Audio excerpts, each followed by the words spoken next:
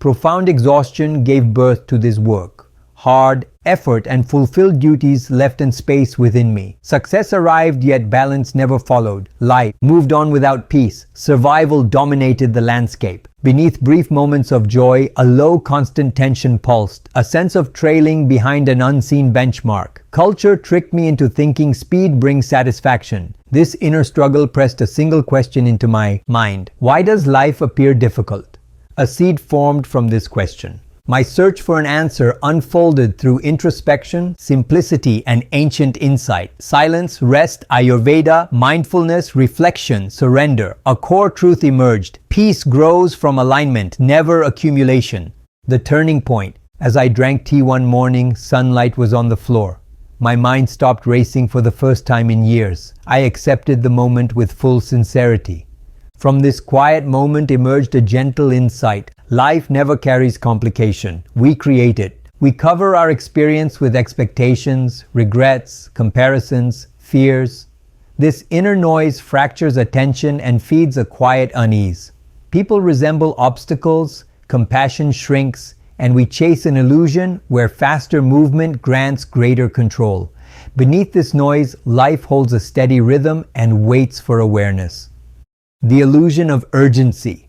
We rise into rush, packed schedules, notifications. Society often mistakes frenzy for productivity. Hurry forms a trap, promising progress while spinning us in circles, leaving a hollow disconnect. Urgency extracts heavy costs. A distorted mind, minor issues grow enormous, attention splits, deep focus fades, compassion dims. Fuel for anxiety.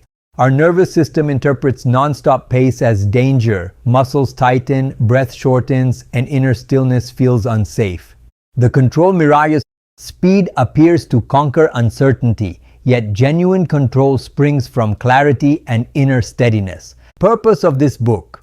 Art of Life Management never intends to perfect your life or offer step-by-step fixes. Instead, it offers reflections on presence, balance, and inner calm. It invites you to slow down, breathe, and realign your inner landscape so outer demands lose their power. Each chapter grew from lived experience, burnout and renewal, holding on and letting go, chaos and clarity. These pages speak as companions, not instructions. They remind you of this simple truth: peace lives within reach. You need to remember it. This book functions as a mirror, revealing wisdom you carry but often overlook. A path forward. Movement from exhaustion toward awareness unfolds through small, steady shifts. Consider these simple practices. Begin each morning without rush, granting yourself quiet before the world enters. Offer full attention to simple acts: eating, walking, listening, so the ordinary glows with meaning. Introduce pauses throughout your day, interrupting momentum.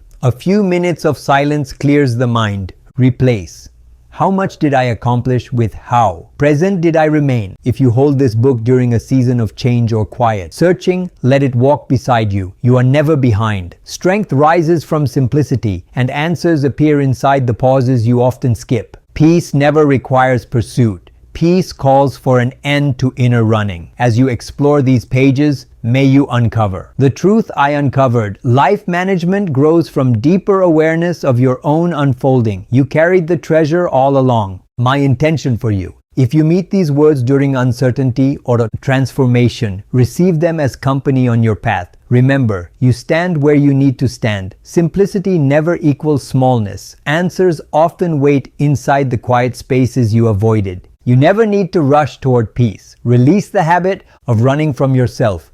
As you read, may you sense the truth I discovered. Life unfolds within, and awareness, not activity, opens the door. With warmth, Santu Roy, for every seeker learning to live with gentle intention. The Search for Balance. I didn't plan this book. It grew inside me one exhausted evening after work, when I caught my reflection in the mirror and saw a man who had everything he once wanted, but not what he needed. For 18 years, I worked in information technology. My skills brought me the joy of a perfect family, a successful career, and a comfortable life. Yet behind the tidy list of achievements, there was a constant hum of unease. Every morning I woke up on schedule, powered through deadlines, and returned home late, only to feel I was running on autopilot. My children used to tease me and call me sleepyhead. They were right. I was always tired, mentally and somewhere deep in my soul. I had learned to run fast but forgotten why I was running. I convinced myself for a long time. Everyone around believed, but happiness built only on busyness crumbles. Mine did when the smallest things annoyed me. A missed email, traffic, a harmless mistake at work. I realized it wasn't anger, it was emptiness. I was reacting to life instead. That awareness came, not through a grand event, but through tiny, ordinary moments. A quiet Sunday morning when I didn't know what to do with free time. A late night meeting left me hollow. A family dinner where I was present but not there. One night I sat at my desk after everyone had gone to bed. The house was silent except for the ticking clock. I opened my laptop, but instead of checking mail, I wrote a single line in a new document. Something needs to change, but I don't know what. That was the seed of the art of life management. The slow turning point. I began my search outside of myself. I got myself some books about productivity and how to manage my time. I experimented with new planners, apps, and routines. Each trial was successful for a couple of weeks. After that, the old exhaustion reappeared, masked by effectiveness. I discovered an article on Ayurveda during one weekend. The daily routine, or dinacharya, was the topic. Get up with the sun, eat consciously, go to bed early. Though it looked easy, it was accurate. But I conducted an experiment. On that Monday, I woke up 30 minutes earlier. I stepped outside and felt the early sunlight touch my face. For the first time in years, I wasn't rushing. I didn't expect miracles. I wanted to feel alive. Small, natural routines gave me more peace than any luxury purchase. Small acts like morning warm water, phone breathing, and a 10-minute stretch reshaped my inner world. Yet habits by themselves were insufficient. My mind was stuck on old thoughts, doubts, fears, and self-criticism. I discovered that my patterns had, in fact, brainwashed me.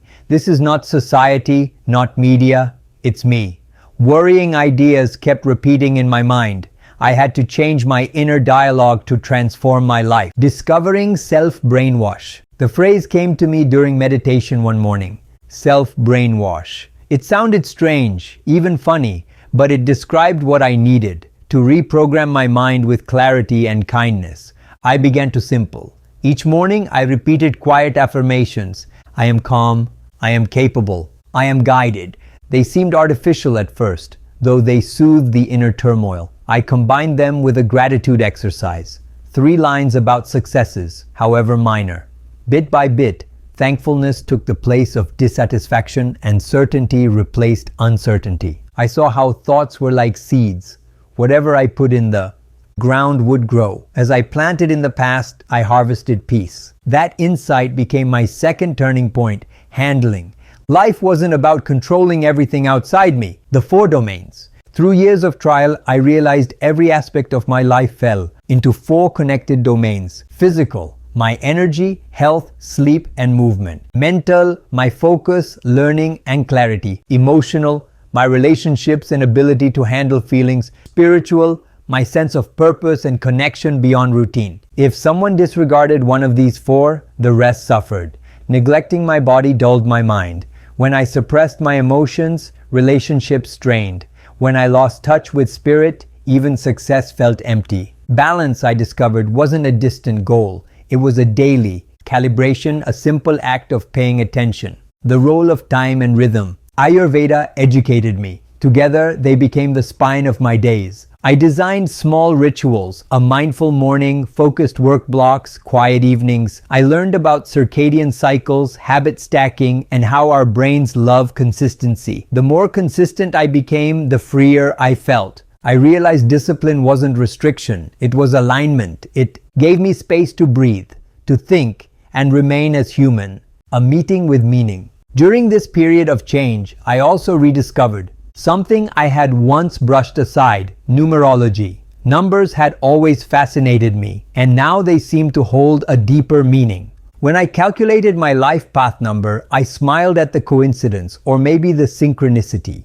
It described traits I recognized and challenges lived through. Whether one believes in the metaphysics of it, the exercise made me pause and reflect. It reminded me that meaning hides even in numbers if we're willing to look. I viewed numerology as a language of self-awareness, not superstition, a mirror showing me that life contains structures and I could comprehend those structures. Divine guidance in everyday life. As my routine stabilized, I started sensing a quiet guidance in ordinary moments. Call it intuition, divine presence, or inner wisdom, it felt real. When I listened, decisions became simpler. I ended chasing perfection and began practicing awareness. I discontinued forcing plans and started trusting timing. Life didn't become easier, but it became lighter. One evening, I wrote another line in my journal. Perhaps people shouldn't treat life like a project. That line stayed with me. It became the heart of this book. From fragmented to whole. Reflecting on it, I understand my quest for balance wasn't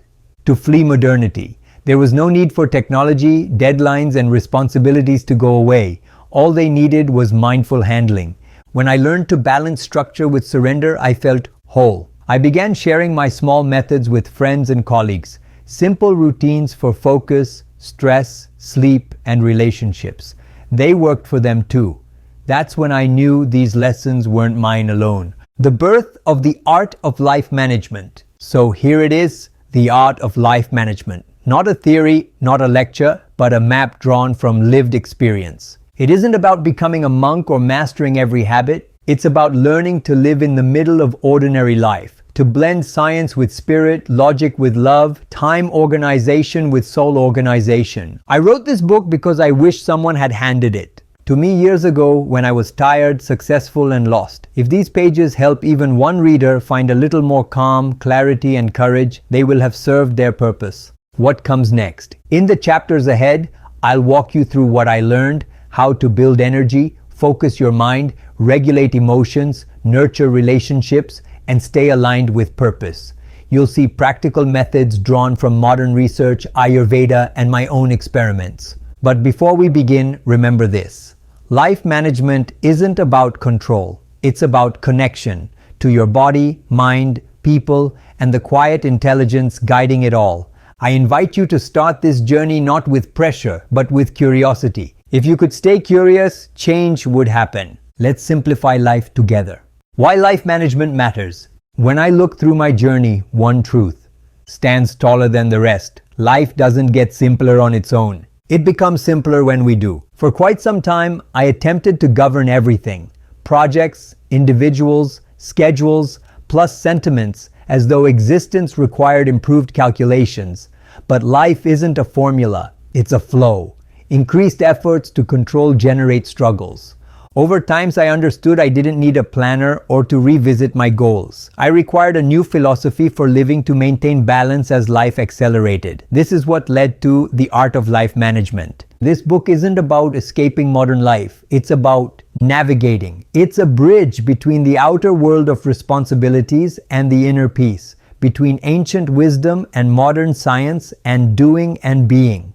Why life feels complicated. Every day, we wake up to notifications, deadlines, and expectations. From the moment we open our eyes, the world asks for our attention. Somewhere along the way, we stop asking what we want our attention to serve. I used to think my busyness was proof of importance. I felt more valuable as my calendar became fuller. But busyness without direction is just noise. It keeps you moving, but not forward.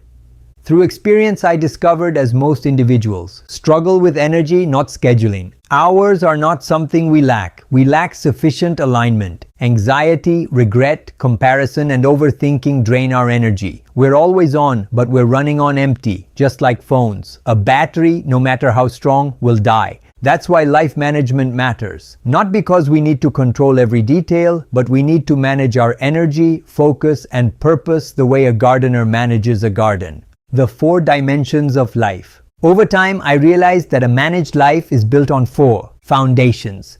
I call them the 4 dimensions. Think of them as 4 legs of a table. If one wobbles, the whole structure shakes.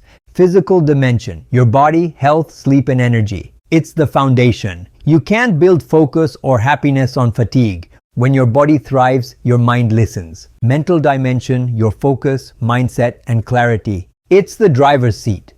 Your thoughts shape your direction. What you think becomes what you live. Emotional dimension, your relationships, empathy, and responses. It's the heart of your experience. Emotions decide how you interpret life. The goal isn't to suppress them, but to understand and channel them. Spiritual dimension, your sense of purpose and connection. It's the compass. Without it, success feels empty. Spirituality isn't religion. It's awareness that you're part of something greater. When these four dimensions align, life feels lighter even when it's busy.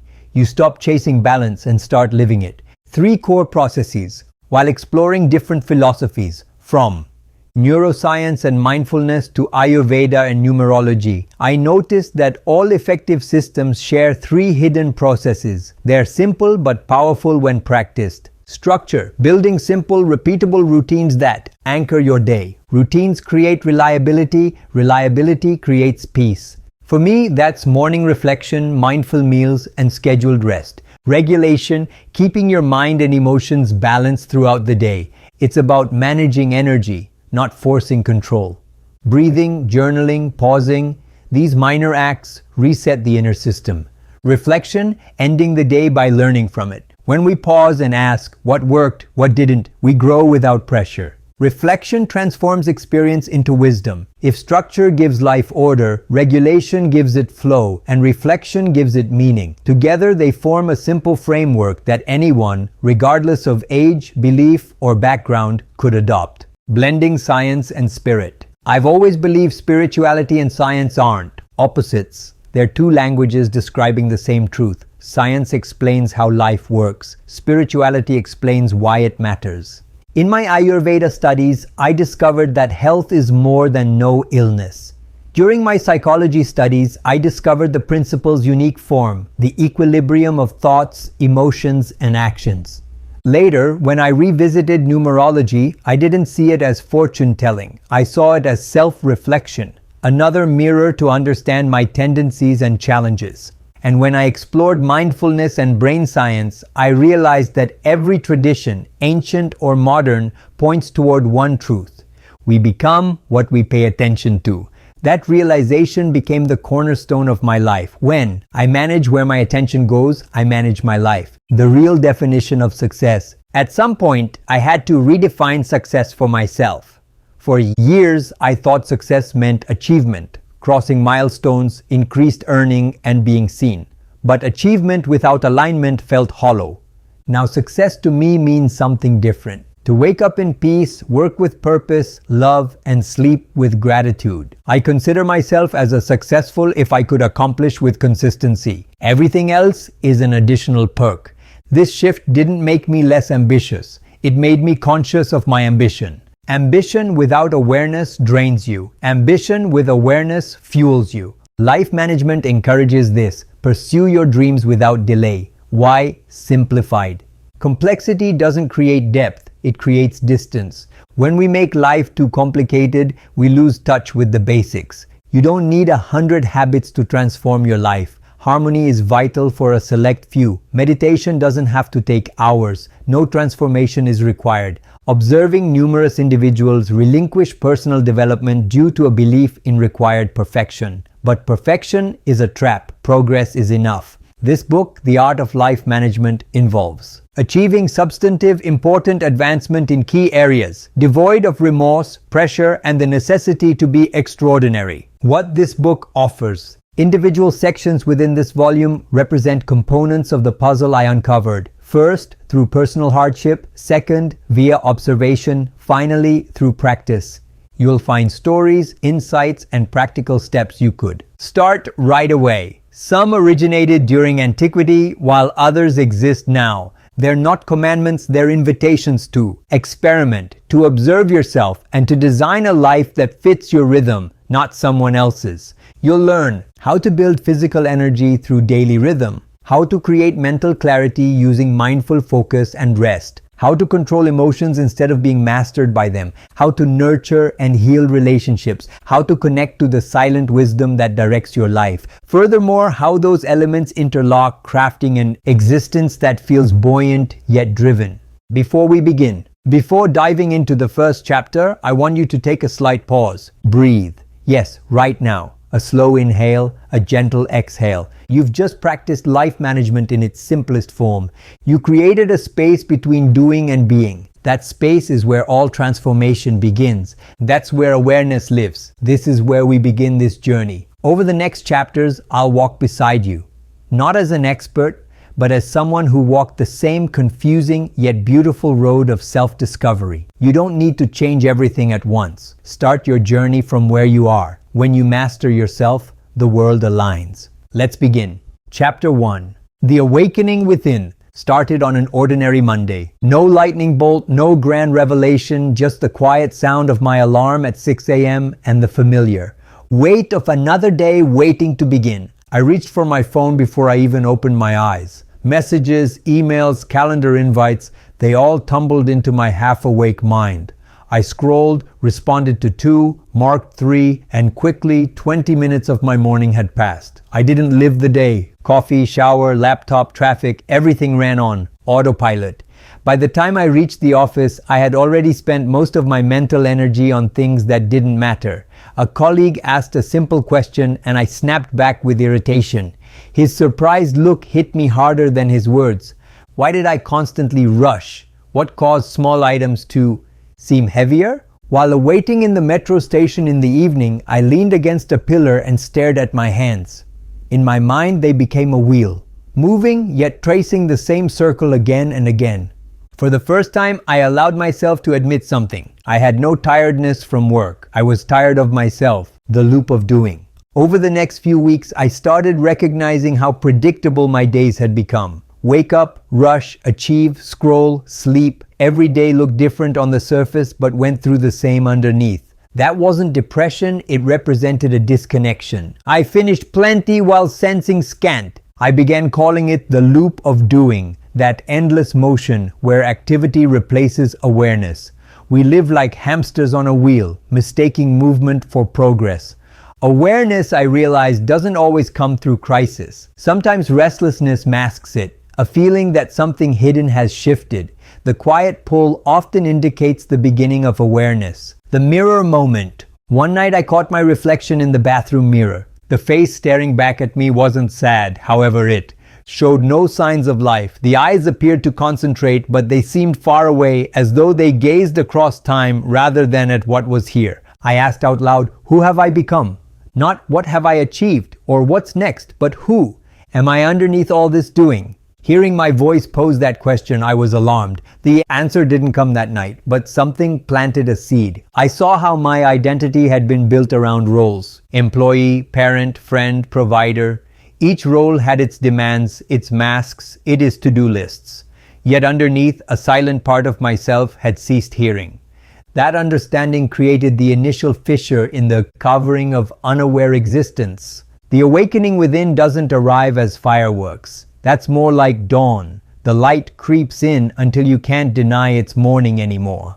Honoring the pattern. Once you see the pattern, you can't unsee it. I started taking care of myself almost as a scientist performing an experiment. I noted how certain triggers, emails, deadlines, even hunger shifted my mood. I detected how my mind would jump from one worry to another like a restless bird. Awareness isn't about judging what you see, it's about seeing. So I observed. My shoulders tightened when I viewed my inbox. My rapid chewing betrayed my nervousness. I realized that quietness made me uneasy, therefore I added sound. The realization of how much of my life operated automatically was both fascinating and humbling, but the act of seeing itself gave a strange sense of power. You can't alter what you don't see. The second you perceive it, the change is already underway. The first small pause. A few mornings later, while waiting for my computer to boot up, I caught myself reaching for my phone again, but this time something in me whispered, "Wait." I paused. Just 5 seconds. I took a slow breath. The temperature considered lower than I recalled. My shoulders dropped. My heartbeat slowed. That tiny pause became my first conscious act of freedom. It wasn't theatrical, however, it was unlike anything else. I had created a space between stimulus and response, between autopilot and awareness. I learned later that psychologists call this the freedom gap. It's the space where choice lives. At the time, in those moments, I didn't follow my routines. A gentle turning. That morning became a quiet milestone. I started adding slight hesitations everywhere. Before answering a message, before eating, before speaking in a meeting. The pauses didn't slow me, they centered me. They reminded me I could choose how to live this moment. And when you choose the moment, you change your life. Learning the skill to stop and retrieve focus. The more I practiced pausing, the more I realized how rare real pauses are in modern life. We stop our cars, our meetings, our apps, but we seldom stop ourselves. In the beginning, the pauses appeared odd. I would breathe slowly before replying to a message and deem it ridiculous, as if I wasted time. But then something interesting happened. My replies became clearer, kinder, and shorter. The less I reacted, the more effective I became. That's when I understood a pause isn't a delay, it's a decision. Every pause buys you knowledge, and perception saves you from regret. A lesson from an email. One morning, an email arrived that could have ruined my day. A client had criticized our work, copying several senior leaders. I had to safeguard myself. Fingers hovered over the keyboard. Then I remembered the pause. I leaned back, closed my eyes, and took 3 deep breaths. I asked myself one question. What outcome do I want? In seconds, my mind shifted from defense to solution. I rewrote the reply. Calmer, focused on fixing the issue instead of proving a point. That single pause changed the tone of the conversation, and within hours, the conflict dissolved. When we pause, we create space for intelligence to enter. Without it, ego drives the wheel. The science behind stillness. Later, I discovered what happens in those few seconds. Neuroscience shows that when we pause and breathe, our brain shifts activity from the amygdala, the alarm hub, to the prefrontal cortex, the reasoning hub. In simple words, we move from reaction to response. Ayurveda says something similar in a distinct language. Prana, life energy, follows awareness.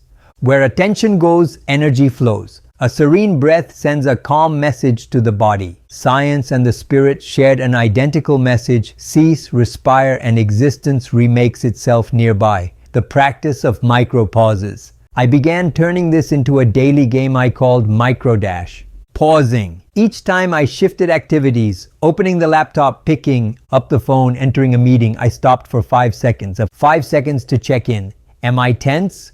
Am I clear?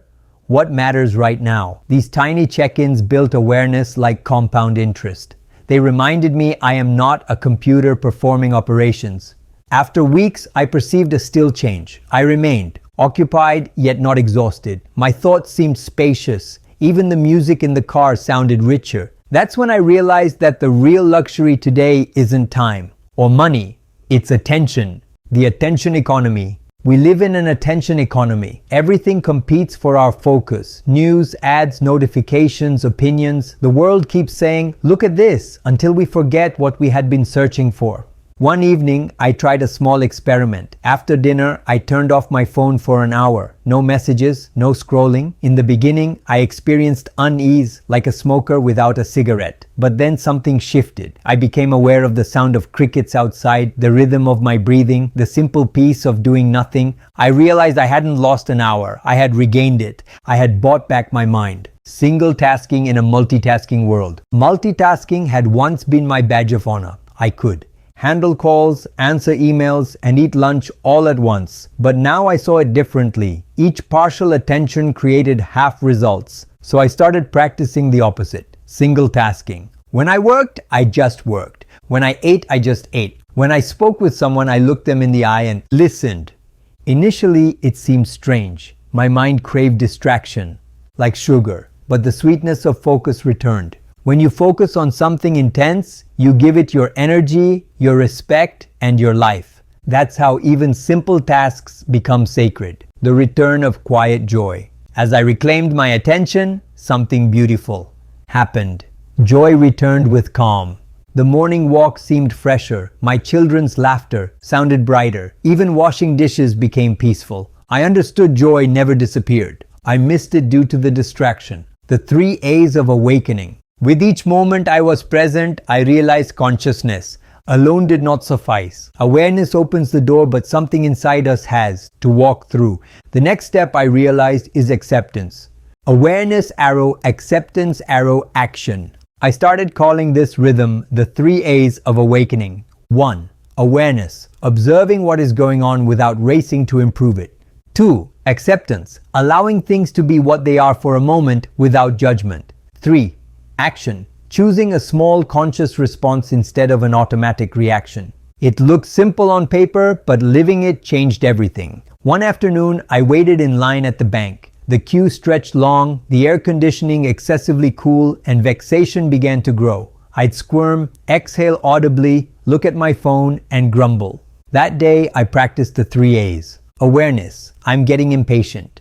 Acceptance, it's all right to experience that. Action, I smiled, relaxed my shoulders, and took 3 slow breaths. My annoyance disappeared as I got to the counter. Everything remained the same except for me. That's when I realized awakening isn't a lightning strike of enlightenment. It's 1,000 tiny moments where you choose presence over pressure. Honesty as the doorway. The hardest part of awareness is honesty. It is easy to recognize what we like. I had to admit uncomfortable truths that I often confused. Productivity with self-worth, that I used busyness to escape stillness, that I feared silence because it revealed my doubts. But every time I faced truth instead of escaping, I went through less encumbered. Truthfulness wasn't a penalty, it cleansed. Life doesn't need you to be perfect, it needs you to stay real. When you are real, life responds differently. From awareness to alignment.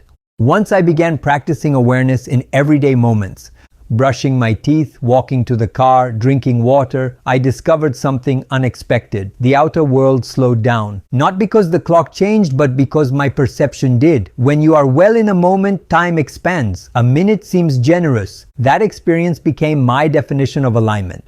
When your thoughts, feelings, and actions move in the same direction, you achieve alignment. Alignment is not about perfection. It's about consistency with your truth.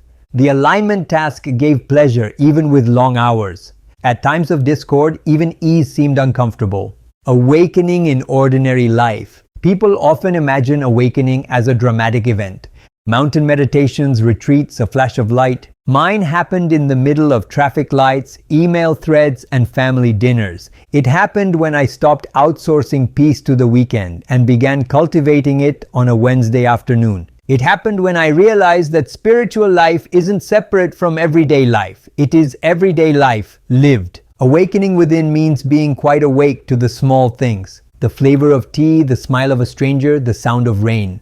These moments are life whispering, "You're here. Stay." A morning on the balcony. One morning, not long after these shifts began, I sat on the balcony with my coffee. The city stirred, horns, footsteps, breakfast scents in nearby cooking spaces. Nothing extraordinary. However, all seemed to be living. The sunlight on the railing, the steam rising from the cup, the quiet rhythm of my breath, it all formed a single perfect moment. I realized that peace isn't something we chase. It's what's left when we stop running. I didn't have a modern life. My life suggested entirely new. That's at the heart of the awakening within. Takeaway practice, the pause routine. If you want to start your own awakening, begin small. Pause for a breath before you respond. Picture one detail around you, sound, texture, light. Ask yourself, what matters right now? Do this a few times a day. That's it. Awakening doesn't demand mountains or monasteries. It asks for a little space inside the ordinary. Awareness turned out to be finding everything that followed. It demonstrated to me that each alteration in existence starts with observation, as observation is affection in effect. When you see yourself clearly, you stop fighting life and start flowing with it. And once that inner awakening begins, it never ends. It keeps unfolding, breath by breath, moment by moment, as it gently guides you toward the life. Chapter 2. The Power of Self-Brainwash. Inner Noise and Invisible Programming. Night when I wasn't able to sleep. The dwelling remained still, but my mind was intense, recollecting talks, considering what I might have spoken, fretting over the approaching gathering, planning the coming days. My body rested in bed, but my anticipations raced on a treadmill that never stopped. That night, I realized something simple but profound. My brain had a mind of its own. I wasn't in deep thought. I recall murmuring to myself, half joking, if simply I could switch this mind off. Following that, I pondered, maybe I might make it work. That marked the initial instance of self-brainwash appearing within my mind. It seemed odd, even rebellious, because we associate brainwashing with manipulation. But what if, rather than being impacted by fear, news sources, or ritual, I could purify my thought, empty its clutter, refresh its operation, and saturate it with understanding? The commencement of my friendship with my mind occurred that evening. The invisible programming. Over the subsequent weeks, I went into observing how I spoke to myself. The findings made things uneasy. I would catch phrases like, I'm terrible with names. I always mess up presentations. I am not a morning person. They sounded harmless, but every one of them a directive. Each time it reappeared, a line of charter reinforced itself within me. I saw how my language shaped my life. My mind failed to choose. Later, I set mental functions against calculation. Software is presumed, existence presents it. If the display looks messy, you don't fix the screen. You rewrite the code. Rewrite the code. The next morning, I tested a small experiment. Whenever I caught myself saying, I'm exhausted, I replaced it with, I'm recharging. It seemed awkward, almost dishonest. By what means would several words transform life? But a few days later, something shifted. When I said, I'm recharging, I started drinking more water. Closing my eyes for 5 minutes, breathing deeper, my body listened to the new instruction. The sentence didn't describe reality, it shaped. That's the hidden power of self-brainwash. We're presently always doing that. The question is whether we'll keep programming fear and fatigue or program focus and faith when affirmations seem fake. At first, I resisted positive self-talk. The judgment was a falsehood. Seek to calm when I knew concern was funny. After that, I comprehended that affirmations are not assertions of existing certainty. They are reminders of possible reality. They don't describe who you are now. They remind you of who you could become. Imagine tuning a radio. At first, there is only static, faint, and uncertain. But as you hold the frequency with patience, the noise settles, and the signal grows stronger, revealing what was always waiting beneath the distortion. Over time, my affirmations sounded less like fantasy and more akin to fact. They moved from my lips to my heart. Science explains this through neuroplasticity, the brains, to form new pathways through repetition. Every emotion that comes back strengthens a neural connection, similarly to how repeated exercise strengthens a muscle. When we choose those thoughts, we're not being fake. We are the architects of our own wiring. The first morning ritual. To anchor this practice, I built a tiny morning ritual. Before touching my phone, I sat on the edge of the bed, placed a hand on my chest, and repeated 3 lines. I am calm, I am capable, I am guided. Then I spent 1 minute visualizing the day I wanted. Focused, kind, unhurried. It took less than 5 minutes, but the effect lasted 4 hours. It felt like giving my mind a direction before the world gave it distractions. Words, visualization, and inner coach. The old programming pushed back as I started. Experimenting, my mind would say, this won't endure, or whisper, you've failed in the past.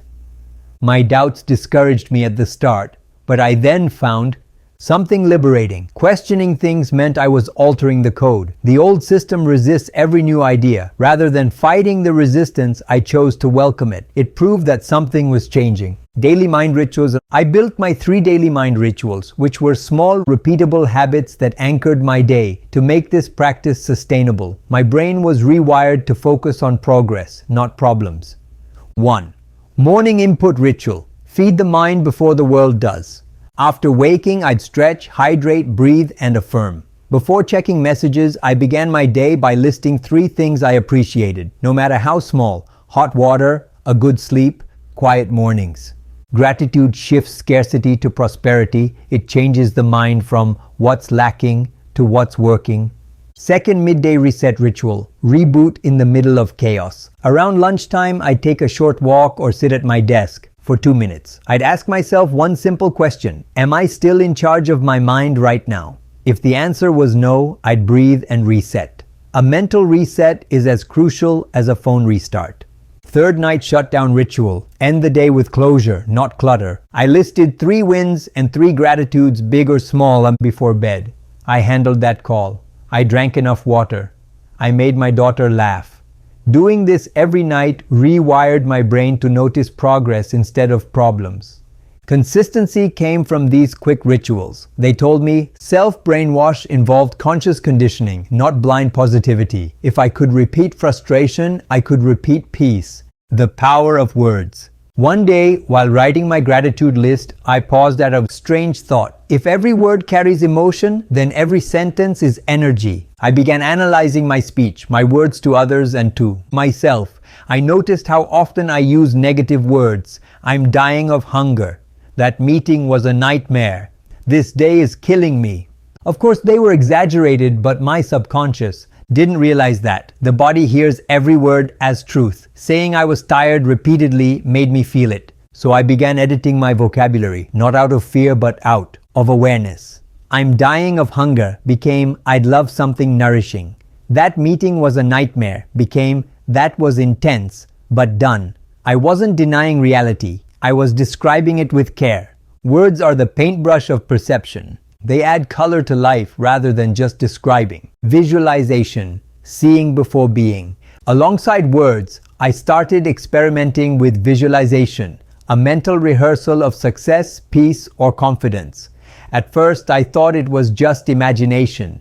But when I looked into neuroscience, I learned about mirror neurons, cells that fire both when we act and when we imagine performing it. The brain doesn't distinguish between real and imagined experiences. That's why elite athletes visualize before competing. It primes the body and mind to act as if success is inevitable. I began using it in everyday life. Before important meetings, I'd close my eyes for 30 seconds and picture myself calm, focused, and kind. Instead of predicting stress, I rehearsed serenity. One day, a colleague commented, "You seem calm." I smiled. It wasn't magic, it was a mental rehearsal. Visualization isn't pretending, it's preparing. The inner critic and the inner coach. Despite all this progress, my inner critic still showed up. It had a familiar voice, like an old friend I didn't invite but kept letting in.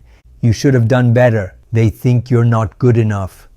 You're falling behind." That voice had powered me for years. It drove achievement, but at a cost. It made every success feel temporary and every failure feel final. One evening after a stressful day, I wrote an inner dialogue. I divided my journal page into 2 columns, critic and coach. The critic said, "You messed up that call." The coach replied, "You learned what not to do next time." The critic said, "You'll never keep this routine." The coach replied, "You're building consistency. It takes time." I kept rewriting until the critic softened into a mentor. That's when I realized something profound. The inner critic and the inner coach are the same voice, filtered through compassion. One speaks in fear, the other in faith. Self-brainwash isn't about silencing the critic, it's about training it to speak. The 3 R's of reprogramming. Attempted speaking to myself with kindness. The next step was turning kindness into consistency. Awareness alone wasn't enough. It had to become a pattern. That's when I discovered what I call the 3 R's of reprogramming. It became my simple mental formula for rewiring old habits of thought. The 3 R's of reprogramming. 1. Recognize the old pattern. Notice when you're sabotaging yourself or being negative. Example, "I'll never change." Recognition alone weakens the pattern because you move from unconscious reaction to conscious awareness. 2. Replace it with a new, empowering statement. Not fake positivity, but an alternative truth. Replace "I'll never change" with "I'm learning to change." The new phrase becomes the new instruction for your mind. 3. Repeat until it becomes natural. The mind learns through rhythm. Just as water shapes rock, repetition forges new neural connections. What's repeated becomes reality. Even though it seems simple, this process works due to how the brain operates. Each time I practiced the 3 R's, I noticed less burdened, more lucid, and less caught up in my own thoughts. A personal example. Public speaking used to terrify me. The moment I stood in front of an audience, my throat tightened and my hands shook. No matter how prepared I was, a small voice whispered, "You're not made for this." So I decided to experiment with the 3 R's. Recognize the voice of fear, you'll embarrass yourself. Replace, I'm here to share, not to impress. Repeat, I whispered it before every session, visualizing.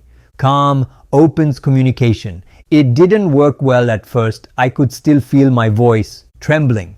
But with every repetition, the new pattern grew stronger. Words evolved into belief, which then became deeds. The trembling faded. The focus returned. Speaking still gives me butterflies, but now they're excitement. Mental hygiene. The mind stays clear with mental hygiene, as the body does with physical hygiene. We take daily showers, brush our teeth, wash our clothes, but how often do we cleanse our thoughts? My mental hygiene routine became as natural as brushing my teeth. Here's what it looks like. Morning clarity, 1 minute of deep breathing before reading messages. Midday detox, a 10-minute walk without my phone. Evening cleanse, writing lingering worries and ending with gratitude. These tiny habits prevented the buildup of mental toxins, resentment, overthinking, comparison. They didn't remove challenges, but they removed residue. Ayurveda calls this sattva, the clarity of mind that allows wisdom to flow naturally. When the mind is clean, intuition becomes audible again. When the world gets loud. Of course, not every day is peaceful. There are still days when the world gets loud, traffic, deadlines, unexpected problems. But now, instead of being swept away by noise, I treat those moments as opportunities to practice what I've learned. When my thoughts spiral, I ask myself gently, whose voice am I listening to right now? My conditioning or my consciousness?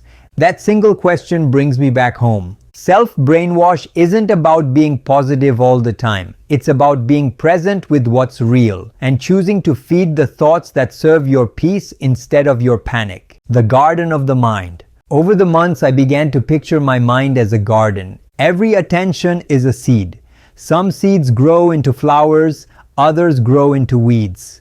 The soil doesn't discriminate. It simply grows what's planted. If I plant doubt every day, I'll harvest anxiety. If I plant gratitude and patience, I'll harvest calm. It's that simple, yet that powerful. You don't have to fight the weeds. Just plant enough flowers, and they'll naturally take over the space. That's the real power of self-brainwash, to become the gardener of your own mind. You're the one who must care for it because no one else will. Takeaway practice, the thought detox. Here's a simple nightly exercise that helped me maintain clarity. 1. Write down 3 recurring negative thoughts from your day. 2. Next to each, write 1 compassionate replacement view. 3. Read the replacement slowly before bed. Example, I didn't do enough today. I did my best within today's energy. People don't understand me. I'm learning to express myself more clearly. I'm stuck. I'm growing, even if progress appears slow. Do this for 7 nights. You'll begin to recognize as your mornings appear lighter. Not because life changed overnight, but because you cleared mental clutter before sleep. When I first used the phrase self-brainwash, I never imagined how true it would become. Every belief I carry is a program I could update. Every habit of opinion is a choice I would rewrite.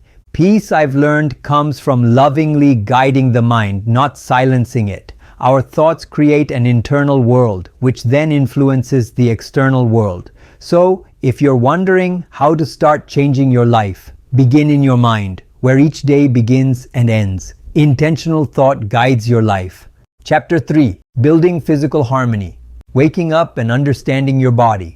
For years, I treated my body like an obedient employee, expected to show up every day, perform without complaint, and follow orders without pause. I fed it whatever felt convenient, pushed beyond limits, and muted its protests with caffeine or quick fixes. It worked until it couldn't anymore. The wake-up call arrived in the plainest moment. One morning, while brushing my teeth, a heaviness settled in my chest and a dull ache pressed behind my eyes. I met my reflection and saw something missing. Not illness, not crisis, just the quiet absence of vitality. I felt drained. I could no longer ignore. I soon acknowledged a long-held avoidance. The body aids understanding, not just functions. It had been speaking for years. I never paused long enough to hear its voice. Learning to listen. The body communicates through sensations. A tight neck says, slow down. Bloating says, eat lighter. Restlessness says, move. Sleepiness says, enough. These signals stay gentle at first, and we often overlook them until they grow louder. My body had offered soft reminders for months. Midday fatigue, Friday headaches, sugar cravings arrived as clockwork. I brushed them aside as normal, just the cost of a busy life. The message sharpened. I awoke dizzy, foggy, and thirsty, with a tight stomach after late nights. I realized I couldn't remember the last time I had drunk plain water instead of coffee. That day, I made a quiet promise. I will listen before my body has to shout. The body's simple logic. Once I paid attention, I saw how wise the body. It never punishes, it protects. Every symptom is a note of guidance. A headache isn't an adversary, it's an alert. You need rest, you need hydration, you need care. I started observing small patterns: sleep, food, movement, breath. Within days, connections emerged. Poor sleep pulled me toward sugar. Sugar made me sluggish. Sluggishness fed irritability. Before my emotions, my body knew. Awareness, I realized, always starts in the body. If the mind is the software, the body is the hardware, and both need tending for the system to run with ease. Energy over endurance. In my 20s, I praised endurance. Long hours, short nights, constant momentum. Growing older changed the lesson. Life doesn't unfold like a marathon, it moves like music. Rhythm sustains more than raw push ever could. So, I shifted the question from how long can I keep going to how light could I feel while moving through my day. Energy became my priority, and 4 pillars supported it: sleep, breath, movement, nourishment. Each lifted the other. Lack of sleep disrupted breath. Shallow breathing weakened movement. Poor food blurred focus. When they aligned, harmony rose on its own. Ayurveda meets science. Exploring Ayurveda opened a timeless understanding. Every person carries a unique constitution: Vata, Pitta, Kapha. Vata inspires movement and imagination but tires quicker. Pitta drives ambition and clarity but overheats under pressure. Kapha anchors stability and compassion but slows when overstimulated. This explained why one routine could never fit all. Some bodies thrive with intensity, others need softness. Modern science echoes this principle in original language. Genetics, circadian rhythms, metabolic patterns. Some rise before sunrise, others think best at night. The aim isn't flawless discipline, but natural alignment. When ancient rhythm meets modern research, balance stops feeling mysterious and feels practical. Designing a morning rhythm. My recovery began with mornings. I noticed the first hour shaped the next 15, so I created a simple rhythm. Wake with the sunlight or a gentle lamp. Drink warm water. Sit for a minute with steady breaths. Move, stretch, or walk for 10 minutes. Eat with awareness if hunger appears. Wait if it doesn't. Nothing elaborate, nothing demanding.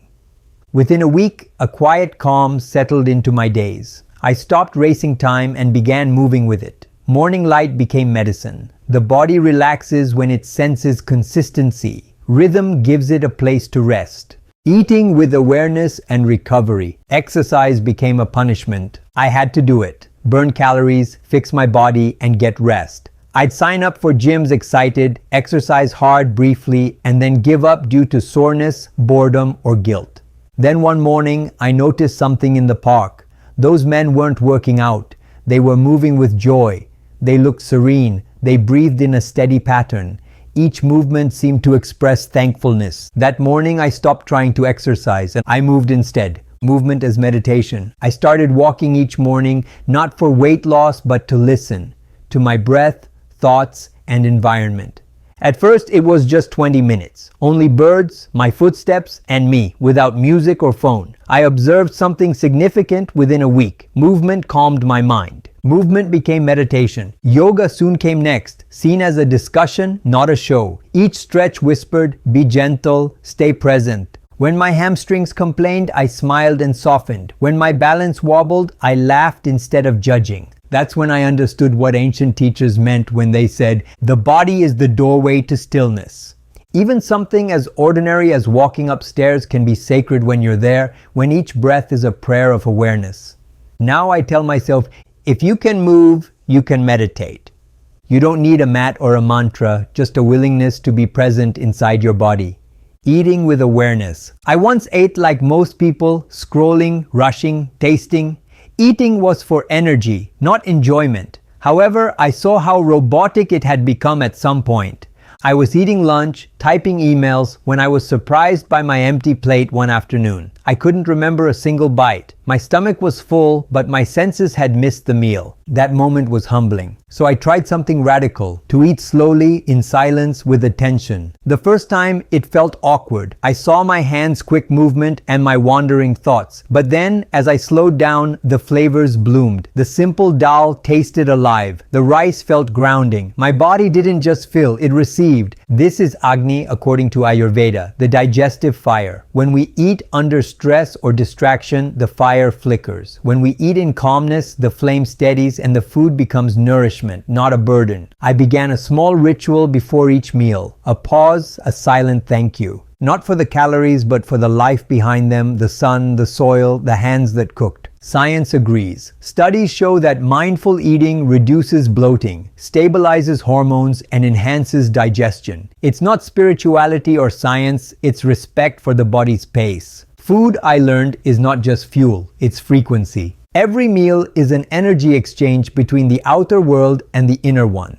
Rest and recovery. If movement is medicine, rest is repair. For years, I treated rest as optional, a reward after productivity. I'd push through tiredness, numb myself with caffeine, and call it discipline. But fatigue isn't a weakness, it's wisdom. It's the body saying, pause so I can rebuild you. One evening, after an especially long week, I came home exhausted and sat in the dark. I didn't read, didn't scroll, just sat. 10 minutes later, I felt my shoulders drop, my breath slow, my pulse steady. It felt like my body whispering, thank you. That's when I honored rest as sacred. The science of sleep. I learned that sleep isn't passive, it's precision. During deep sleep, the brain clears toxins, repairs tissues, consolidates memories, and regulates hormones. Yet we often sabotage this miracle with late-night screens, heavy dinners, and mental noise. So I built a night rhythm just as I did for mornings. Dim the lights an hour before bed. No screens after 10 p.m. Light dinner, no mental debates. 5 minutes of journaling, 3 gratitudes, and 1 release. The release part was important. I'd write anything heavy, unfinished thoughts, mild regrets, minor irritations. By naming them, I allowed them to leave my system for the night. My sleep deepened. I woke up feeling lighter. Even my skin changed. Less dull, more alive. It reminded me of a truth Ayurveda has repeated for centuries. Half of healing happens in rest. Rest is not a pause in life. It's part of the rhythm of life itself. Silence as rest. Sometimes even with enough sleep, I felt drained. That's when I discovered another form of rest, silence. Taking a few silent minutes during the day worked like a mental cleanse. No input, no noise, no need to produce. Just space. Silence restores what speech spends. It reconnects you to your inner current.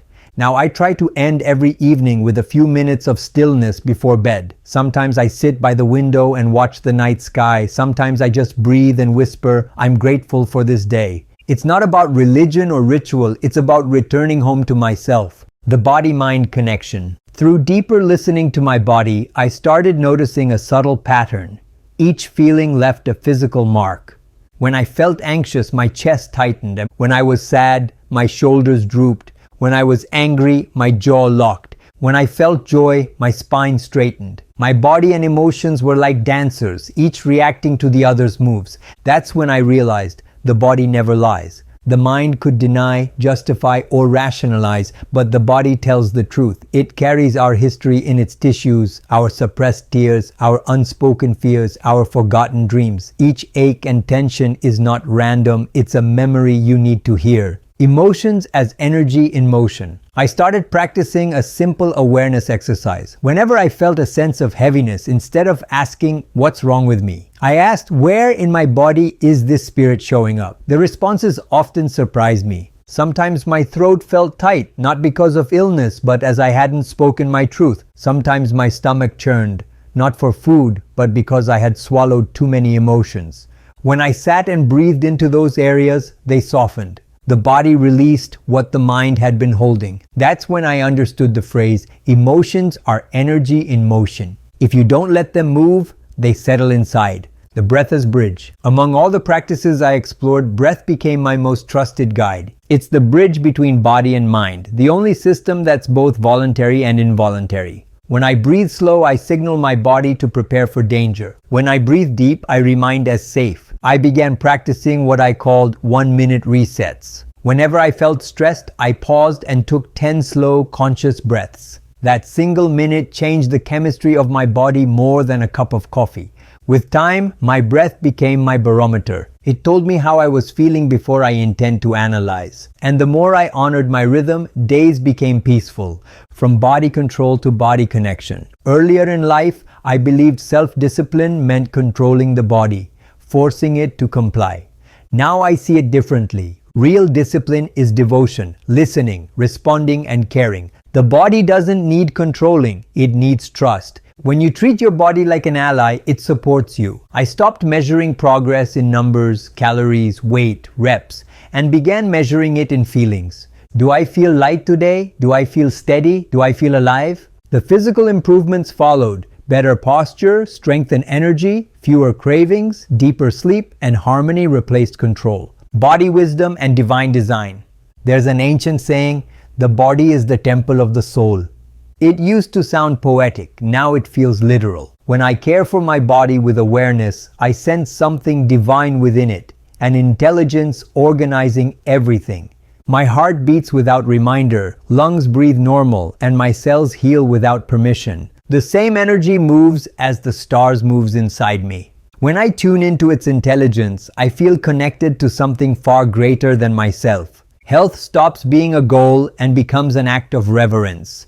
The daily check-in. To maintain that connection, I created a simple morning reflection I still practice every day. I sit quiet, close my eyes, and ask 4 questions. How do I feel at physical level? How do I feel mentally? How do I manage my emotion? How do I welcome spiritual knowledge? No analysis, no judgment, just noticing. It takes less than a minute, yet it centers my entire day. When something feels off, I know which layer to nurture. Sometimes I need sleep, sometimes silence, sometimes sunlight.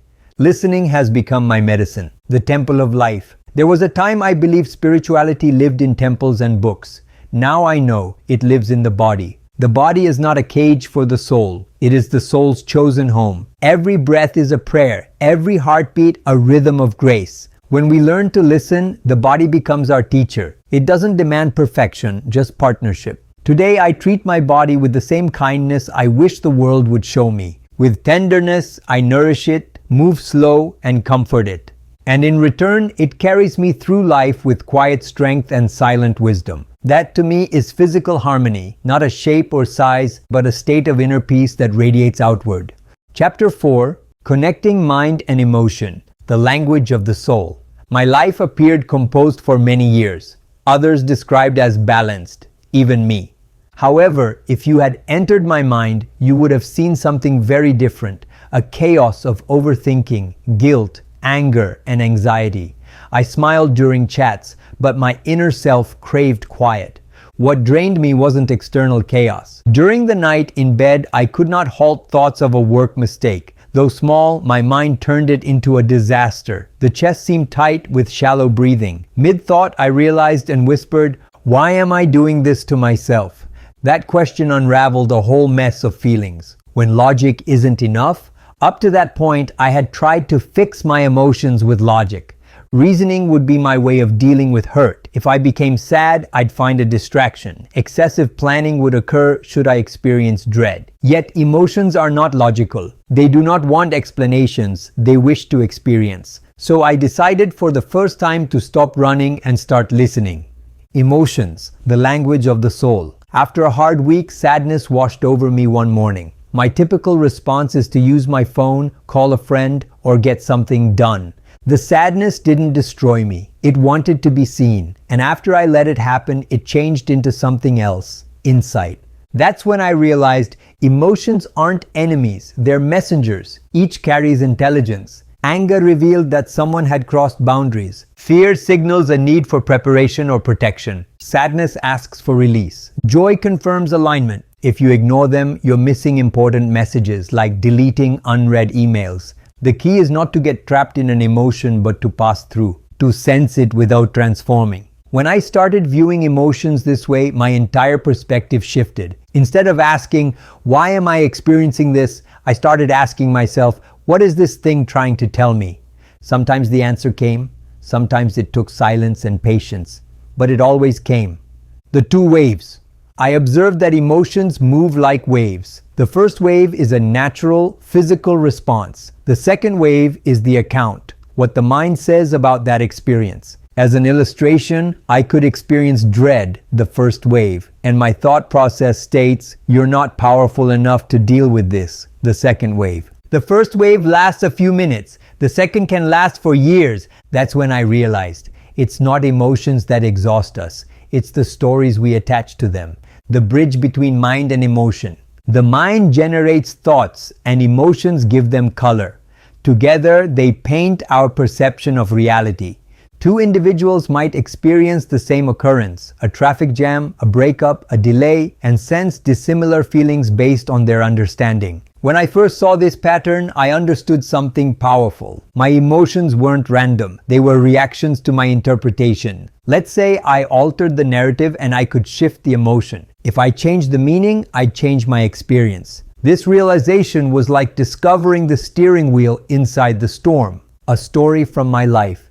Years ago, a close friend stopped speaking to me. No explanation, just silence. I replayed that scene over and over. What did I do wrong? Was it something I said? Was I not enough as a friend? For months, the story of rejection played on repeat. It hurt every time I thought of it. One day while journaling, a simple question emerged. What else does this imply? I paused. Perhaps it wasn't about me. They were contending with something I didn't know. That shift in perspective didn't erase the pain, but it transformed. It replaced blame with compassion. That day I learned the emotional truth that changed my life. We don't suffer from what happens. We suffer from the story we tell about what happens. Awareness is the first rewrite. Once I started paying attention, I realized how many stories I was telling every day.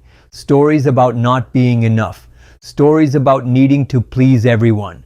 Stories about how my worth depended on achievement. These stories had shaped my emotions for years. They weren't true anymore, but my body didn't know that. So I started rewriting them, one line, one belief, one emotion at a time. The science of emotional reprogramming. A turning point in my inner work happened one afternoon. My journal entries explored the reasons behind my intense reactions in specific scenarios, criticism's impact, anxiety from silence, and the continuous need to prove my value. As I studied the page, a sentence surfaced almost without intention. I always feel the need to strive more because I am not good enough.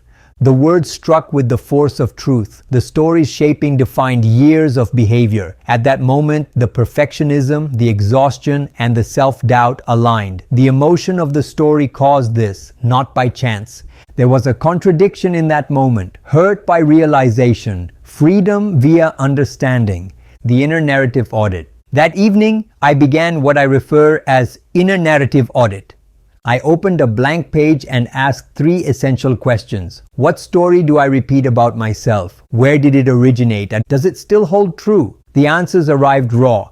Childhood tales created identity with good intentions. Past failures helped others to succeed. Some emerged from comparing myself to others' best moments. For each story, I wrote a new version built on growth instead of guilt. Old story, I must please everyone to earn love. New story, love grows where authenticity lives, not where perfection performs. Old story, I always make the wrong choices. New story, every choice was a hidden lesson. I saw I wasn't rewriting history, only reinterpreting it. Reinterpretation restores what time alone seldom touches. The science of emotional reprogramming. I am fascinated where science and spirituality align, with emotion at the core. Emotions in the brain's emotional center come before logic. You might understand one thing, but your feelings say otherwise. While your body clenches, you might say, I'm safe. To bridge this gap, I created a 4-step method. PNFF. Pause, name, face, frame. Pause, stop before reacting. One breath creates space. Name. Identify the emotion. Naming introduces order.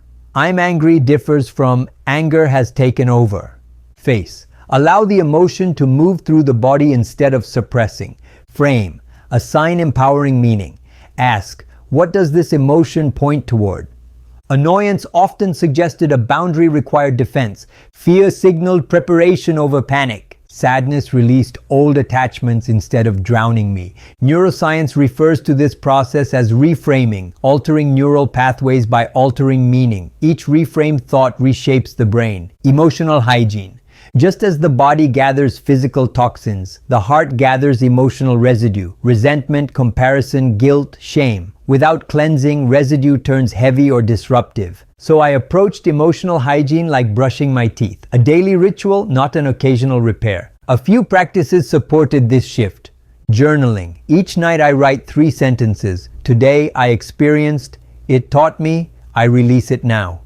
Movement. Some emotions require motion. Walking, dancing, stretching. Each dissolves stagnation. Cleansing. Cry. Tears clear the inner landscape like rain. Nature time. 10 minutes with trees, sky, or sunlight clears internal clutter faster than hours of thinking. Gratitude. Reset.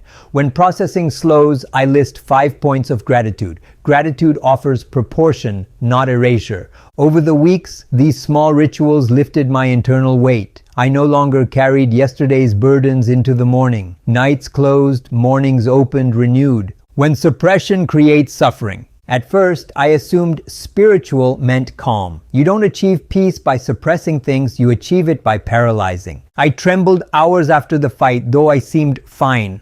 Later that night I wrote, every emotion I push aside returns in another shape. Headache, heaviness, anxiety.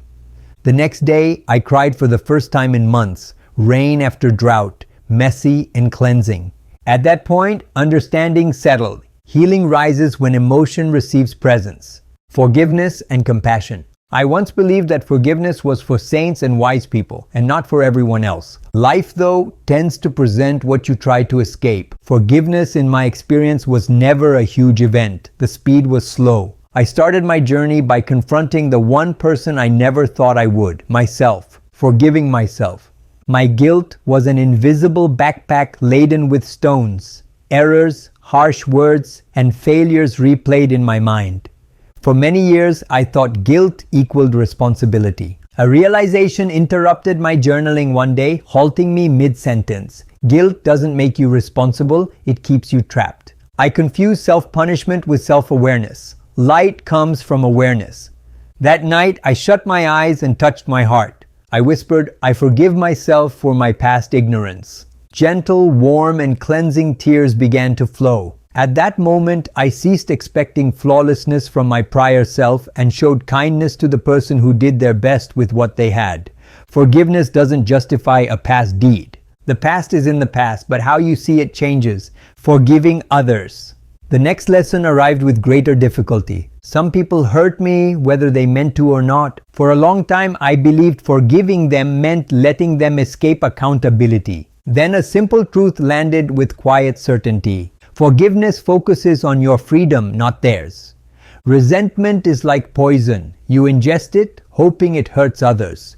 Each retelling of their actions re-injured the wound. So I began a private practice. Whenever their memory surfaced, I whispered inward, I release you. I release myself. At first it felt hollow. Slowness created space. Forgiveness never rushes. It unfolds finger by finger like opening a tight clenched fist. Ayurveda speaks of ojas, subtle vitality supporting clarity and warmth. I noticed more ojas entering my life each time I forgave, more brightness, more ease. Modern psychology names this shift emotional resilience. Whatever term you prefer, forgiveness returns trapped energy to the present. The gentle power of compassion. Forgiveness is a product of compassion, encompassing oneself, others, and existence. When things go well, kindness is easy to give. I started treating compassion like a mental practice, swapping curiosity for judgment when it arose. Instead of, why are they like that? I asked, what pain shapes their behavior? Instead of, I failed again, I said, I'm learning. Compassion alters the inner chemistry faster. The body softens, the mind steadies. Science affirms this. Compassion releases serotonin and oxytocin, hormones linked to connection. I understood. Compassion never weakens you. Emotional intelligence is expressed through compassion. It sees the wound beneath the reaction, the story beneath the behavior, reframing the inner dialogue. To anchor these shifts, I began rewriting my inner dialogue with intention. Whenever a harsh thought surfaced, I replaced it with something healing. I'm so stupid. I made a mistake and I grew from it. I'll never change. Growth happens, even when slow. Nobody understands me. I'm learning to express well. At first, this felt unfamiliar. Repetition turned it into instinct. My inner voice stopped sounding like a critic and started sounding like a coach. Once that voice changed, my emotional landscape changed. Life beyond the old story. The day I understood emotions as flexible rather than fixed, a new lightness entered my life. I no longer saw myself as a victim of inner storms. I stepped into the role of the sailor steering through them. Emotions still arrived, anger, sadness, fear, but no longer lingered. They passed through like weather rather than forming a climate. Old stories, I'm not enough, I must be perfect. Trust leads to pain, lost their power the moment I stopped feeding them. When a powerful emotion rises now, I smile and whisper, another wave to ride. I allow it to rise, teach, and leave. Rewriting inner stories. Every human lives as a storyteller. Each emotion carries color drawn from the stories we tell about ourselves and the world. Change the story and the past gains new meaning, filtered through experience, wisdom, and clarity. Emotions never act as enemies. They serve as raw material for transformation, guiding you from reaction to reflection, from pain toward perspective. So when emotional turbulence pulls you under, pause and remind yourself, this too carries a story and I choose the ending. You are not anger, you are fearless, you are not sadness, you are the awareness rewriting each experience into a story of courage, grace, and peace. And this awareness, gentle, luminous, unbroken, has accompanied you all along. Chapter 5. The Power of Clarity and Purpose. The fog phase, life's uncertainties. There came a period in my life when everything looked right yet felt wrong. On the surface, everything looked perfect. A good job, a house, and friends who thought I had it all together. However, the experience was akin to traversing a fog.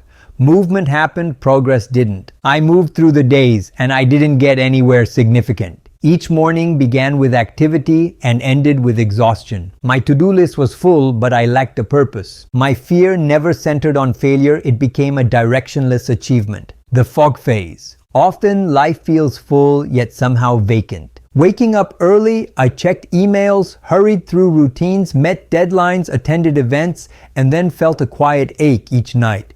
What am I doing all this for?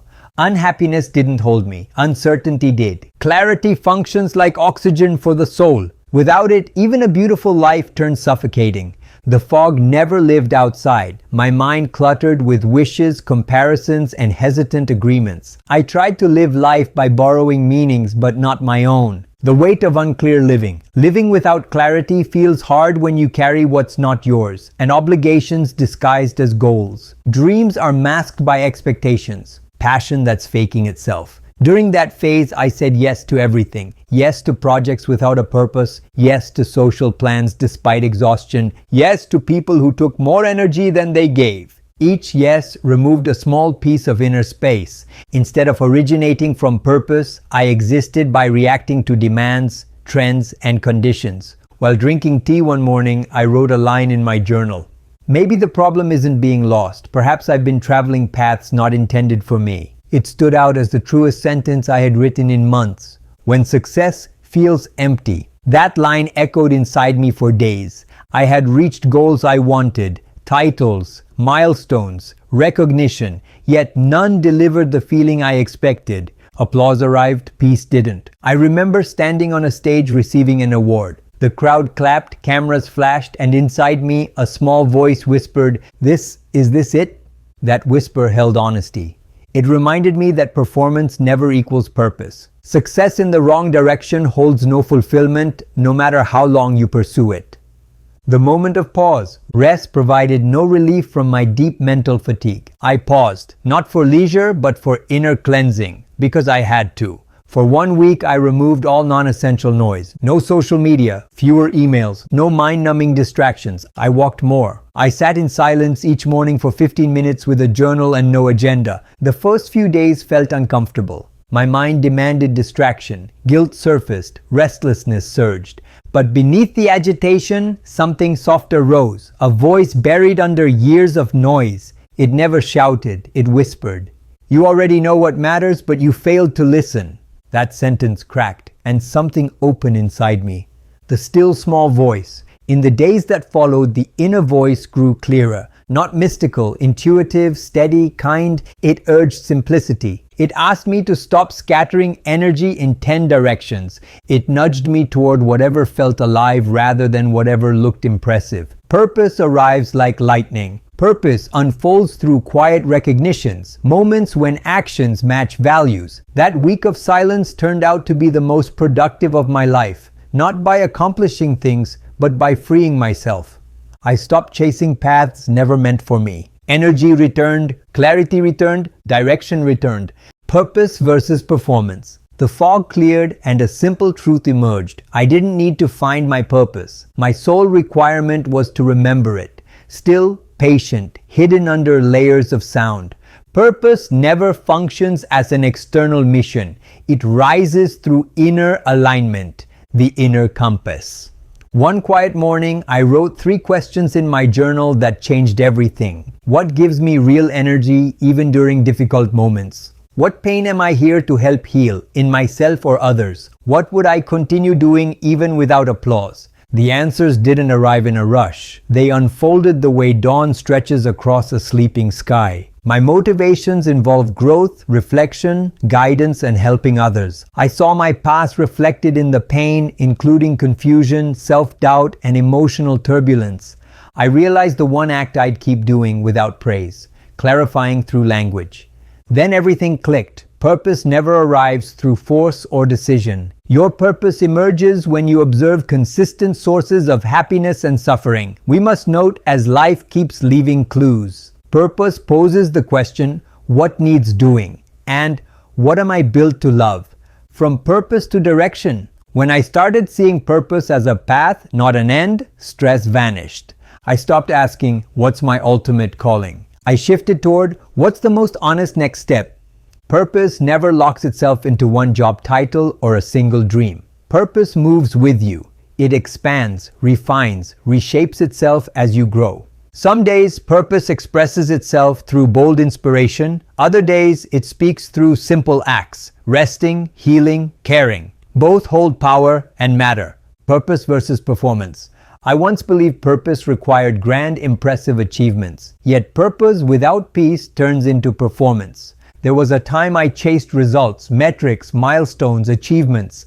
They appeared successful on paper but left an echo of emptiness inside me. Then I noticed something subtle. Efforts fueled by recognition drained me even when they worked. But efforts fueled by love or curiosity energized me, even with no audience. Performance feeds the ego. Purpose feeds the soul. Authenticity, not validation, fuels purposeful living and improves performance. After finishing a small, unseen project one quiet afternoon, I felt a deep, steady satisfaction. Nothing spectacular, yet sincere. In that moment, I understood. Fulfillment never comes from being visible. It comes from being true. The power of saying no. A single word, no, began to strongly reveal clarity. I'd agreed earlier, driven by the fear of missing out, disappointing others, and being overlooked. Each misplaced yes leaked energy. Each yes pulled me further from what mattered. So I began practicing mindful no's. No to tasks clashing with my values. No to conversations draining my energy. No to relationships lacking growth on both sides.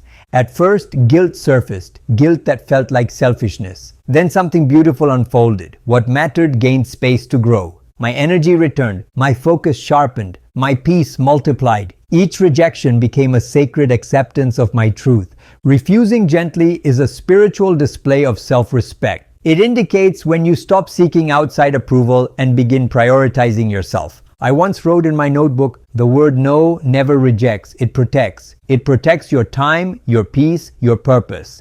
That line became a quiet mantra I still live by. Designing a purposeful day. After I understood clarity, I wanted it to be a daily practice, not just a concept. Purpose is not found as a fixed discovery. Designing a purposeful day.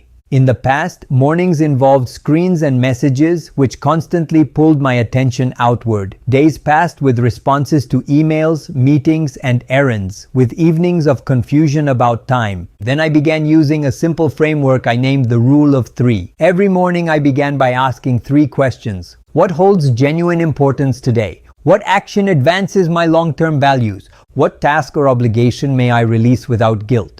After considering, I've chosen three priorities and stop. Those three were fully there with deliberate focus. Completion of those tasks generated progress. Even partial completion created enough structure for meaningful movement. This shift transformed my relationship with time. Productivity no longer dominated my thinking. Purposeful progress replaced it. Focus replaced the scattered attention. Meaningful living is not about how much you do, but if your actions align with your purpose. Moments of flow. When I acted with internal clarity, I experienced flow.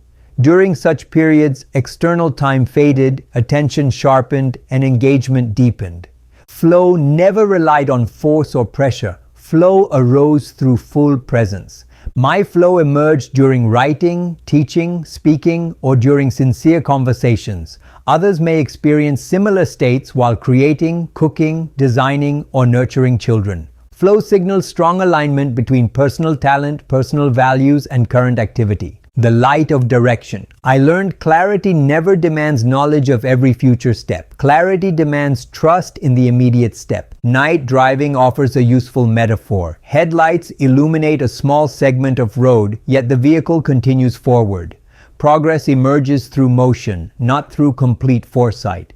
Clarity mirrors a lamp that offers limited but sufficient illumination. Within Ayurveda, the concept of dharma describes each person's natural orientation, an inner path that supports vitality and coherence. Engagement with one's personal dharma produces lightness even during strenuous work. Movement away from dharma generates heaviness even during outward success. Clarity comes from connection, not control, between values and actions. When purpose evolves. Another lesson emerged with time. Purpose evolves. Growth reshapes priorities, motivations, and direction. The individual I embodied years ago carried on purpose. The individual I inhabit now carries another. Both purposes are legitimate. A seed pushes upward as its primary function. A mature tree provides shelter. Distinct stages carry distinct roles. I no longer search for a permanent, unchanging mission. Instead, each stage invites the question, what holds meaning right now? This question maintains presence and honesty. Purpose rests less in achievement and more in full engagement with present experience. Living with an inner compass. Earlier in life, I assumed clarity required complete understanding of every detail. Here's what I realized. Clear thinking involves focused awareness and constant self-correction. Clarity functions as realignment, not perfection. Purpose never hides in remote landscapes or extravagant ambitions. Purpose remains available in ordinary life, waiting for attention. It asks a single question: will you live today in alignment with your truth? Every yes and every no either strengthens or weakens that alignment. When inner alignment strengthens, external life cooperates. Supportive individuals appear. Opportunities emerge. Timing unfolds with less friction. Clarity never pursues, clarity attracts. Purpose never shouts, purpose guides. The evening compass check. Before sleep, I pause and ask, did my actions today reflect what matters most? A yes invites gratitude. No invites self-forgiveness and renewal. A single moment reveals more than a lengthy analysis. Clarity never depends on certainty. Clarity grows through connection. Life gains meaning as the connection deepens. Chapter 6. Mastering Time and Energy. Myth of Time Management and the Four Energies of Life. Alarms dictated a specific period of my life. Everything was scheduled by alarms, from waking to resting. Color-coded calendars, task apps, and time blocks filled my days with productivity systems. I utilized all the methods suggested in productivity books. But every night brought the same feeling: motion, not advancement, deeds without significance. At that moment, a quiet but strong insight appeared. I never lacked time, I scattered energy. The endless chase, I never felt like there was enough time. Emails were on hold, messages kept coming, and goals changed. Time management tools created order on the surface, yet fatigue remained untouched. My clock never requested discipline. I spent too much energy on things I didn't care about, leaving little for what mattered. One evening after closing my laptop, I posed a new question. If this pattern continues, will I construct a life or maintain a schedule? That question punctured the noise and revealed a deeper issue. I needed mastery of energy, not control of hours. The myth of time management. People often claim, I do not have time. Time, however, functions as the most equal resource available. Every individual receives the same 24 hours. The variable lies in the state carried into those hours. During moments of distraction, 1 hour of writing felt dense and unproductive. During moments of clarity, 10 minutes produced meaningful work. The primary inquiry shifted from how much time do I have to how much energy supports meaningful action. Time management operates as a mechanical system. Energy management engages the emotional, physical, cognitive, and existential dimensions of human life. For years, I treated time with robotic precision while ignoring the energetic foundation that shaped every task. Life becomes richer by improving the quality of presence in each activity, not by cramming more into the day. The four energies of life, research and lived experience converged on one principle. Human functioning relies on four interwoven energies: physical, emotional, mental, and spiritual. Erosion in one dimension weakens the others. Physical energy, the foundation.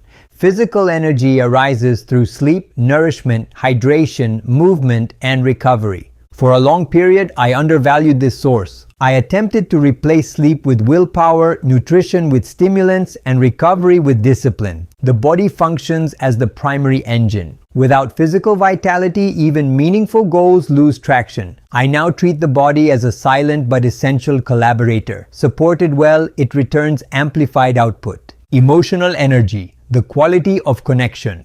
Physical energy is what determines capacity.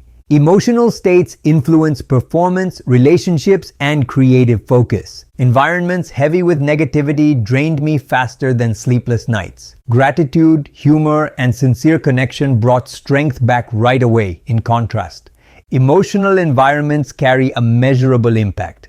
Therefore, I curate conversations, media, and relationships with intention. Mental energy, the currency of focus. Mental energy governs attention. Deep engagement with one task produces far greater results than fragmented multitasking. Each distraction extracts a cognitive toll. Frequent shifts disrupt flow, tiring the mind without significant results. I now protect focus as a scarce and high-value resource. Each morning, I ask, what task deserves my fullest attention today?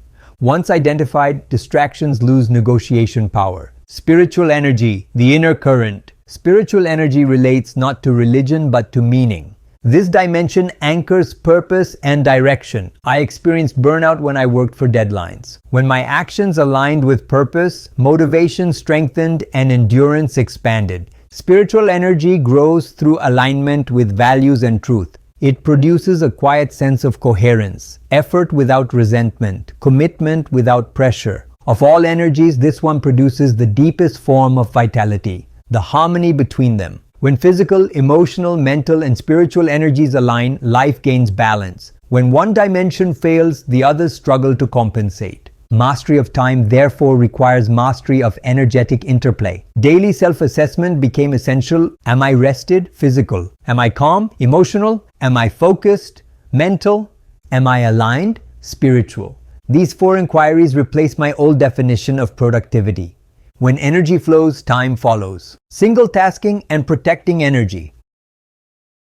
When I understood that time was useless without energy, a question emerged. Where did my energy go? One quiet Sunday morning, I created a simple two-column list. On the left, what energizes me. On the right, what drains me. I expected a quick exercise. The outcome revealed far more. The energy audit. Energizing activities included writing or creating with meaning, conversations with supportive individuals, early morning quiet, nature walks, instrumental music, Deep engagement with one task. Draining activities included overthinking, excessive screen exposure, pretending everything felt fine, rushed meals, late night scrolling, unclear commitments. A clear insight emerged. The feeling of being drained came from irrelevant tasks, not the workload. The list acted as a mirror. A new calendar wasn't necessary for me. Minor adjustments followed. Less screen time, more sunlight, less pleasing, more pausing, less external noise, more internal nourishment. Even minor modifications produced noticeable results. My thinking cleared, my body felt lighter, and I got more done, even working less. Control over minutes does not lead to mastery. The art of single tasking. During this period, I discovered that my primary energy leak never came from physical effort, rather the result of mental multitasking. I once took pride in juggling multiple tasks, answering messages during meals, planning tomorrow while navigating today, shifting attention without pause. Yet beneath this complexity, I sensed a deep cognitive fatigue that stimulants never resolved. One research finding reshaped my entire approach. Frequent task shifting forces the brain to require several minutes for full re-engagement after each switch. This explained the constant mental drag. I never worked faster, I fractured attention. I then experimented with the opposite method, single tasking. One task, one focus, full presence. I began with simple activities, washing dishes, writing a paragraph, drinking tea, with uninterrupted attention. The first noticeable change came as silence. The second came as peace. The third came as a quiet form of joy. Even routine tasks felt meditative under undivided attention. One sentence in my journal captured the entire shift. Energy expands where attention rests. When attention scattered, energy scattered. When attention gathered, energy multiplied. Focus now functions as a candle flame, bright, steady, protected from wind, protecting energy boundaries. Once I learned how to conserve energy, I had to shield it from outside factors. I recognized my boundaries lacked strength. I didn't decline any request, replied to all messages, and consumed unfiltered information. The pattern was similar to having all windows open in a storm. Gradual boundary reinforcement created meaningful change, not for isolation, but for clarity. Key boundaries. Digital hygiene. I checked messages only at structured intervals and removed applications that demanded constant attention. The immediate outcome, a quieter mind and a calmer inner environment. Emotional boundaries. I stopped offering agreement when my inner response conveyed discomfort. Healthy connection often requires distance rather than constant involvement. I chose deliberate responses rather than automatic reactions. Information boundaries. I limited exposure to overwhelming news and excessive content. I replaced continuous scrolling with uplifting reading or simple stillness. These incremental changes recovered significant mental capacity. Energy protection doesn't come at the cost of compassion. One arrives with clarity rather than depletion. A personal example. A close friend once remarked, "You changed, you no longer answer calls instantly." I responded, "Correct. I once answered from fear of missing out. Now I respond from presence." She paused and replied, "This version of you feels calmer." Her observation reinforced an important truth. When you protect your energy, supportive individuals adapt. Others drift away, which often creates necessary purification. Boundaries act as filters, not walls. They don't obstruct life. Instead, they allow what keeps life going. The flow of rhythms. Moments came when I embraced time. I realized something. Life moves in cycles. Expansion and contraction happen in rhythms. Some days are about going out and others staying in. My peace restored when I quit demanding unbroken output and respected natural cycles. The flow of rhythms. For many years, I treated every hour as equal. I worked late, woke up exhausted, and wondered why my creativity collapsed. I studied natural human cycles, circadian rhythms in science, dinacharya in Ayurveda. Both describe a daily energy flow. Morning offers fresh physical and cognitive capacity. Creative, reflective, and focused tasks tend to thrive.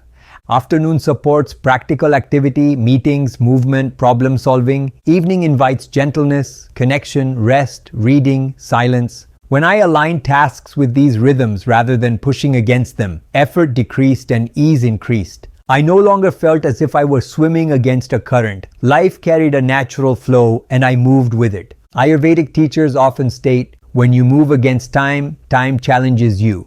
When you move with time, time supports you. That insight reshaped my approach to each day. Instead of demanding constant performance, I structured my days like a composition: notes, pauses, rhythm, creating spaciousness. A key lesson arose: space isn't wasted time. Empty moments used to terrify me. When I lacked visible activity, guilt followed. I've learned as pauses help you gain insight. I now create small pockets of open space between meetings, before calls, after meals. A few minutes without structure resets the nervous system. I call this practice the pause minute. One slow inhale, one slow exhale, and a mindful check-in. Sometimes I close my eyes and notice simple details: the hum of life, moving breath. Clarity unavailable through hours of analysis often emerges through a brief pause. Truth appears when the mind is at rest. Rest as renewal. A fresh idea. Resting is not in fact laziness. Modern culture rewards constant motion, yet sustainable mastery requires knowing when to stop. A rested mind unlocks solutions unavailable to an exhausted one. I began treating rest as a deliberate skill. I scheduled, honored, and protected it. No phones in bed. Unhurried evening walks, gentle stretching, herbal tea, nourishing reading. As I honored rest, creativity returned with greater force. Paradoxically, effort decreased while productivity increased. The 3-3-3 reset. Over time, I developed a short ritual called the 3-3-3 reset, useful whenever I felt scattered. 3 deep breaths, grounding in the body. 3 gratitudes, lifting emotional energy.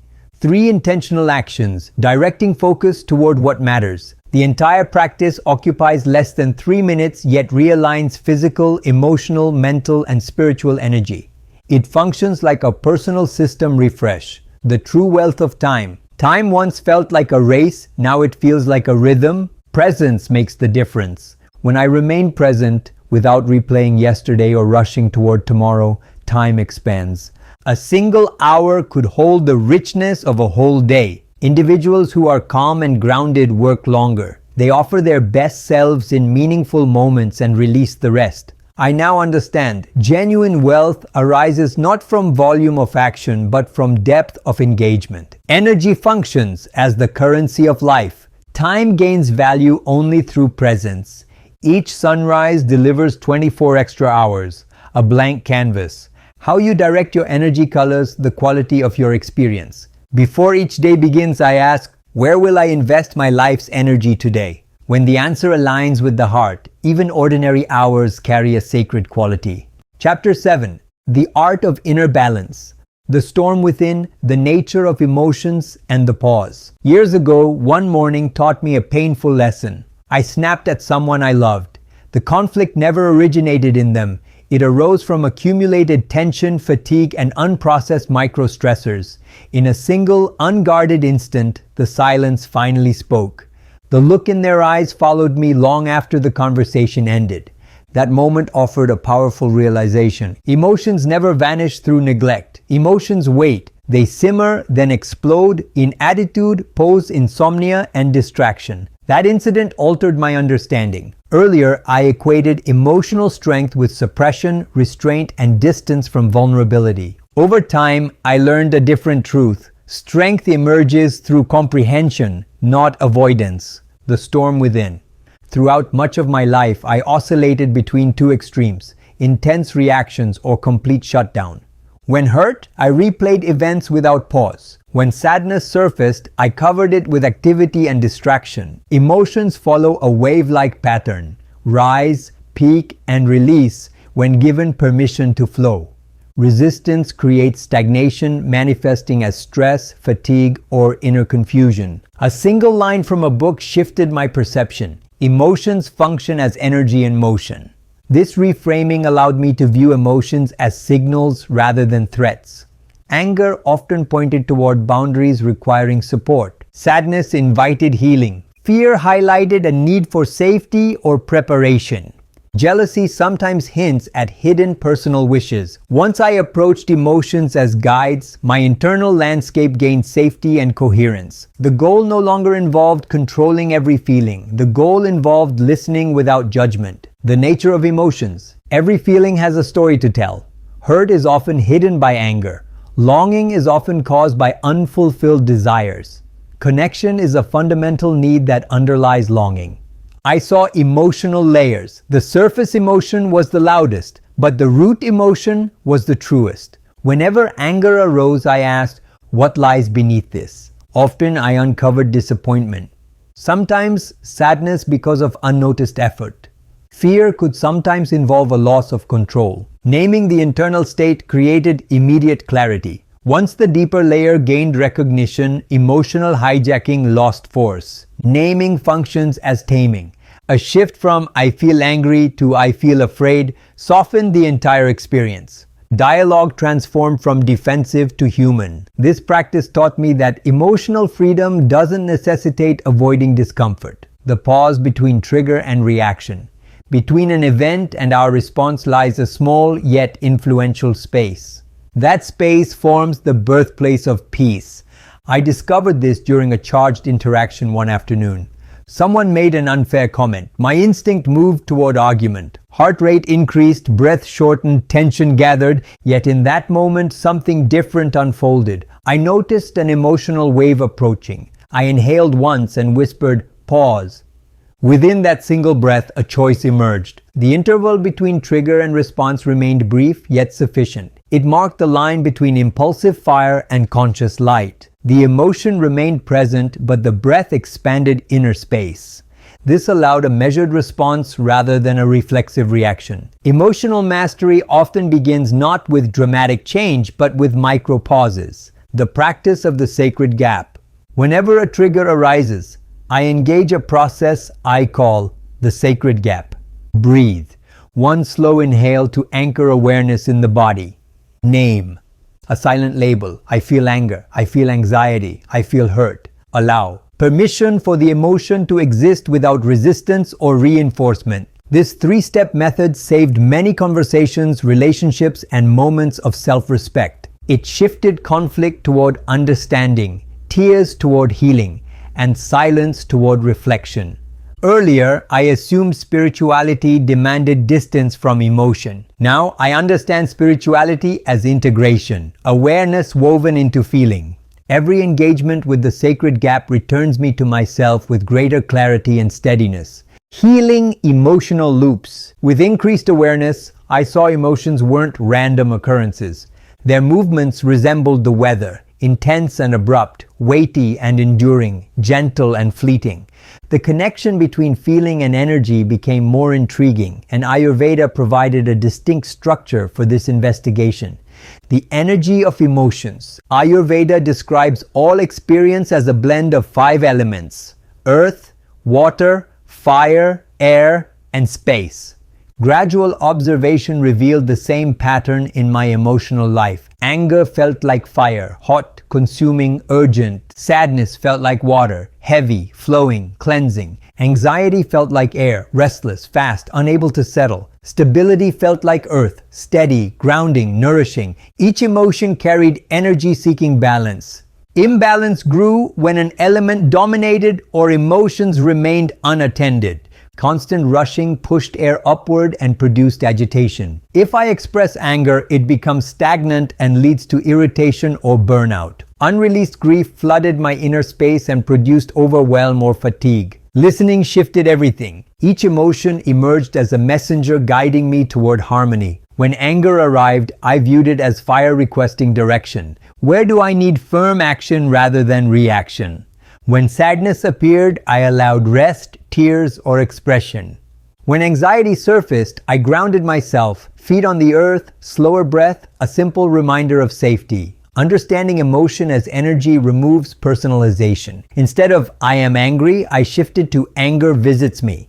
That minor change created space and agency, healing emotional loops. Old triggers and familiar reactions kept recurring. For example, when someone overlooked my effort, a quiet ache surfaced. This loop formed in childhood and resurfaced again and again. When this happened, my mind drifted into a familiar script. They never see my effort. Nothing ever feels enough. Repetition carved a deeper groove each time. One day I paused and asked, "What do I seek here?" A gentle answer arose: recognition. Sudden clarity dissolved the anger. The issue never centered on others. It centered on my desire to feel valued. A deeper truth emerged: I will not heal as long as I keep projecting my unmet needs onto others. From that moment, I focused on observing emotional loops rather than absorbing them. Whenever an old pattern returned, I named it without judgment. Here comes that familiar feeling. Then I breathed, softened inward, and chose a new response. I call this method observe, not absorb. Witness the emotion as a wave, not as a force dragging you under. Notice where it lands in the body, a tight chest, a clenched jaw, then soften. Awareness never erases emotion, yet it loosens the grip. Repeated observation dissolves the loop. Healing unfolds over time, through presence, not force. The power of acceptance. I thought peace was found by controlling emotions, fixing, managing, and analyzing them. Increased control simply led to more stress.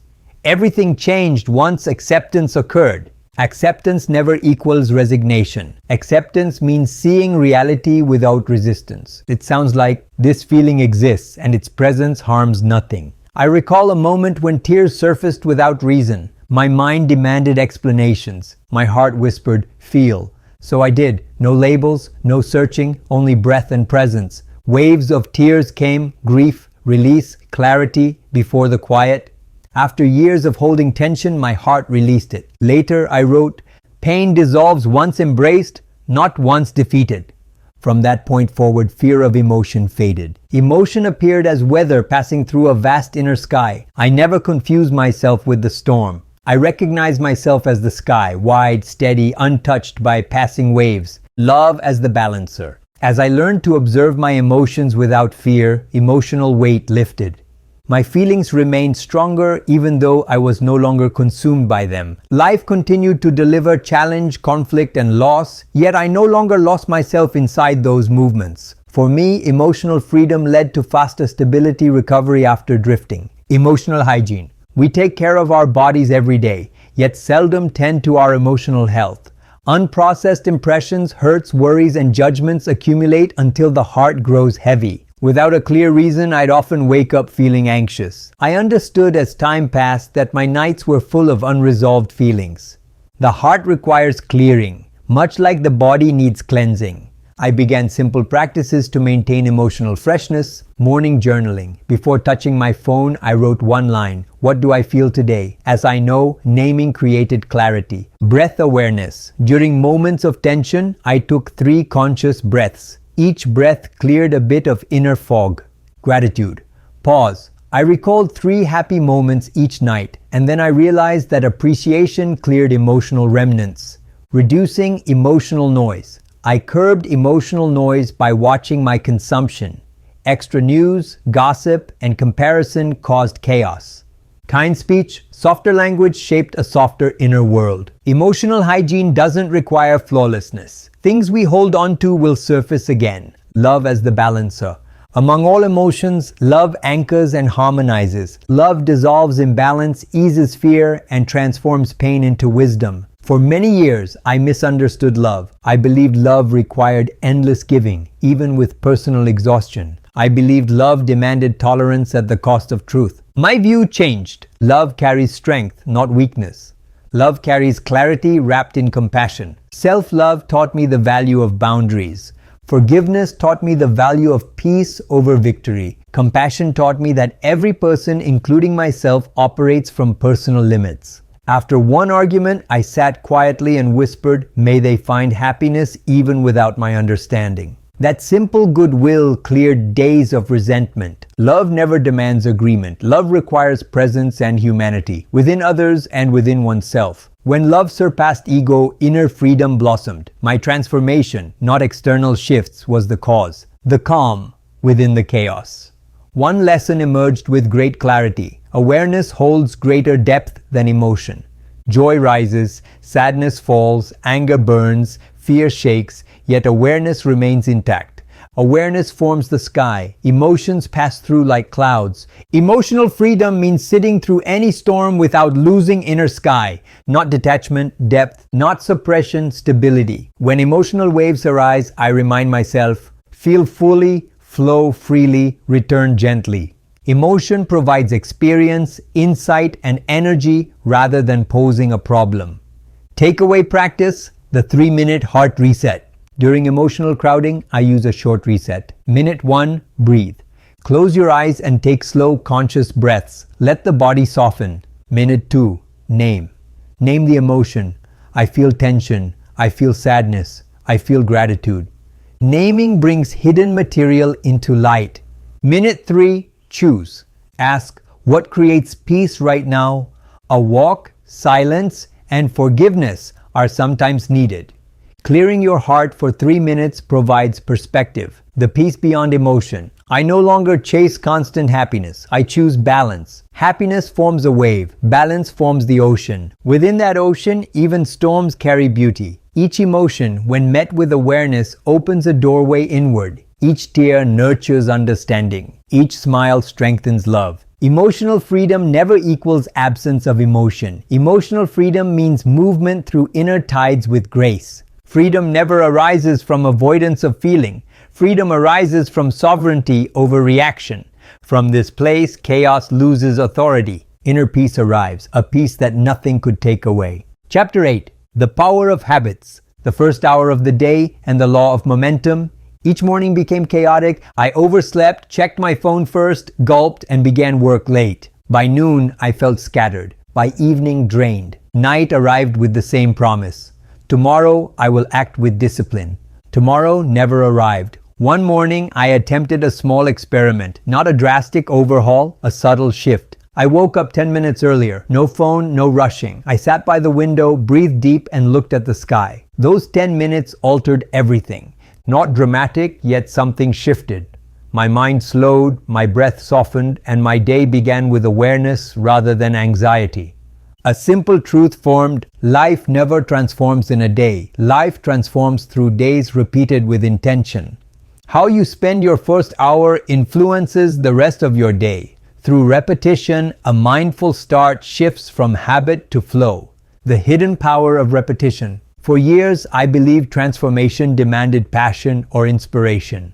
None of those lasted. True growth came through consistency, not intensity. Motivation sparked change. Habit sustained it. I began many practices with fierce enthusiasm. Journals, workouts, meditation plans, diets, yet most faded within weeks. One day, I abandoned perfection and pursued repetition. I told myself, even if the attempt feels rough, I will still follow through.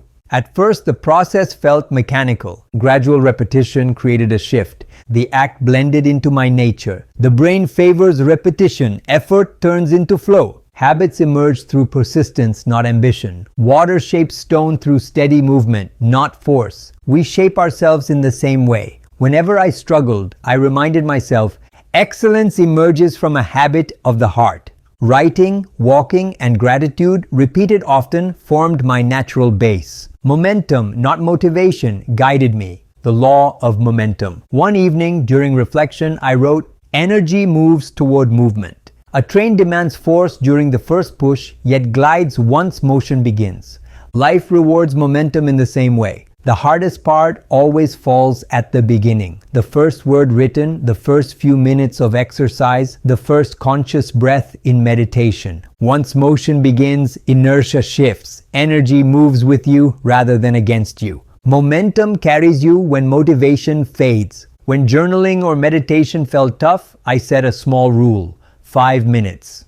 5 minutes grew into 10, then into a quiet hour. Momentum did the work, not willpower. The essential instruction emerged: never break the chain. Even a minor act maintains the current. Skip a day and the rhythm recovers with ease. Skip a week and the current cools. I stopped judging quality and began valuing continuity. Momentum never demands perfection, only presence. A simple example: 10 minutes around the block was how I started walking daily. Nothing more. 10 minutes soon felt natural. Then 15, then 30. The rhythm offered its own reward. The same unfolded with writing. I wrote 10 lines each day. Some lines felt rough, others profound, yet the act of showing up rewired something within. Momentum formed a bridge between intention and transformation. Once movement took shape, life responded. Opportunities, ideas, and people aligned with the rhythm. Small habits, repeated with awareness, carry the power to redirect an entire life.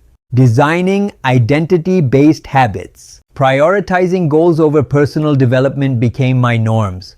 I made huge lists of goals, but pursuing them felt pointless. I was motivated on some days, but other days I felt deflated and tired. I wrote a line in my journal during a reflective morning. Goals function as outcomes. Habits create identity. That sentence changed how I approached growth. Designing identity-based habits.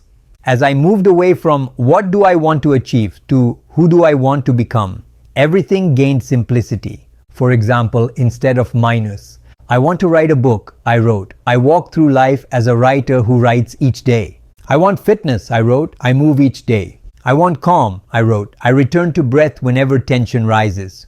First came identity, then habit. When habit aligns with self-image, action flows without strain. No need for constant motivation. Action emerges from belief. I noticed each small choice functioned as a vote for my future self. Each page written, each walk, each mindful breath signaled quiet alignment. Identity is strengthened not through achievement but through daily truth in action. What will I become as a result of this began guiding me. The micro-step philosophy. Earlier in life, I dreamed on a grand scale, then froze. The mountain felt too high, so I waited until I felt ready. Readiness never arrived, rather it formed through action. The mind resists against enormous targets. On the flip side, micro steps avoid internal resistance while building self-belief. I've implemented a concept I call the 1% better rule. If I progressed by 1% each day in clarity, discipline, or kindness, that counted as enough. 1% sounds small, yet it compounds. 30 days of small gains create 30 steps forward without burnout. The power of tiny wins. I created a practice called Tiny Wins before 10 a.m. Simple, meaningful actions built early momentum. Some mornings I wrote one journal page. Other mornings, a 5-minute stretch or a brief prayer of gratitude. Each tiny accomplishment shaped the day with intention rather than reaction. Each morning, success whispered, "You are already moving toward your chosen identity." Breaking the loop of guilt. Mistakes continued to happen. Some mornings I woke late, skipped meditation, or broke my streak. Earlier, guilt took control. You lost momentum, you failed. Perfectionism brought about failure. One evening, during frustrated journaling, a new sentence surfaced. Taking a break from a habit may reinforce it upon your loving return. That insight dissolved years of guilt. Growth never follows a straight line. Growth forms a rhythm, 2 steps forward, 1 step back, yet still movement. The task never involved punishing lapses. The task involved gentle restarts. Now when I drift, I ask, can I offer myself quicker forgiveness?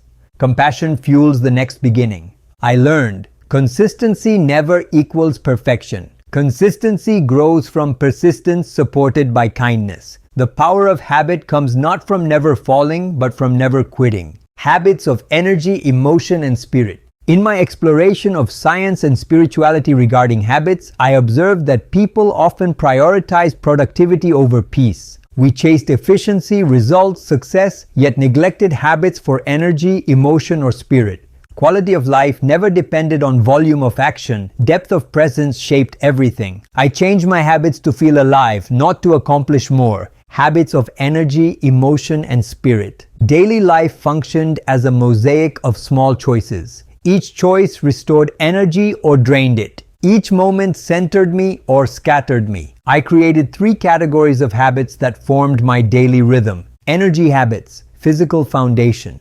My body stayed vibrant due to these habits. My soul played through it. Early sunlight. A little sun calmed me and stimulated my thoughts. Hydration and movement. Water before coffee, movement before work. Sacred sleep. Rest entered my definition of productivity. Energy habits reminded me. The body never functioned as a machine. The body functioned as a temple.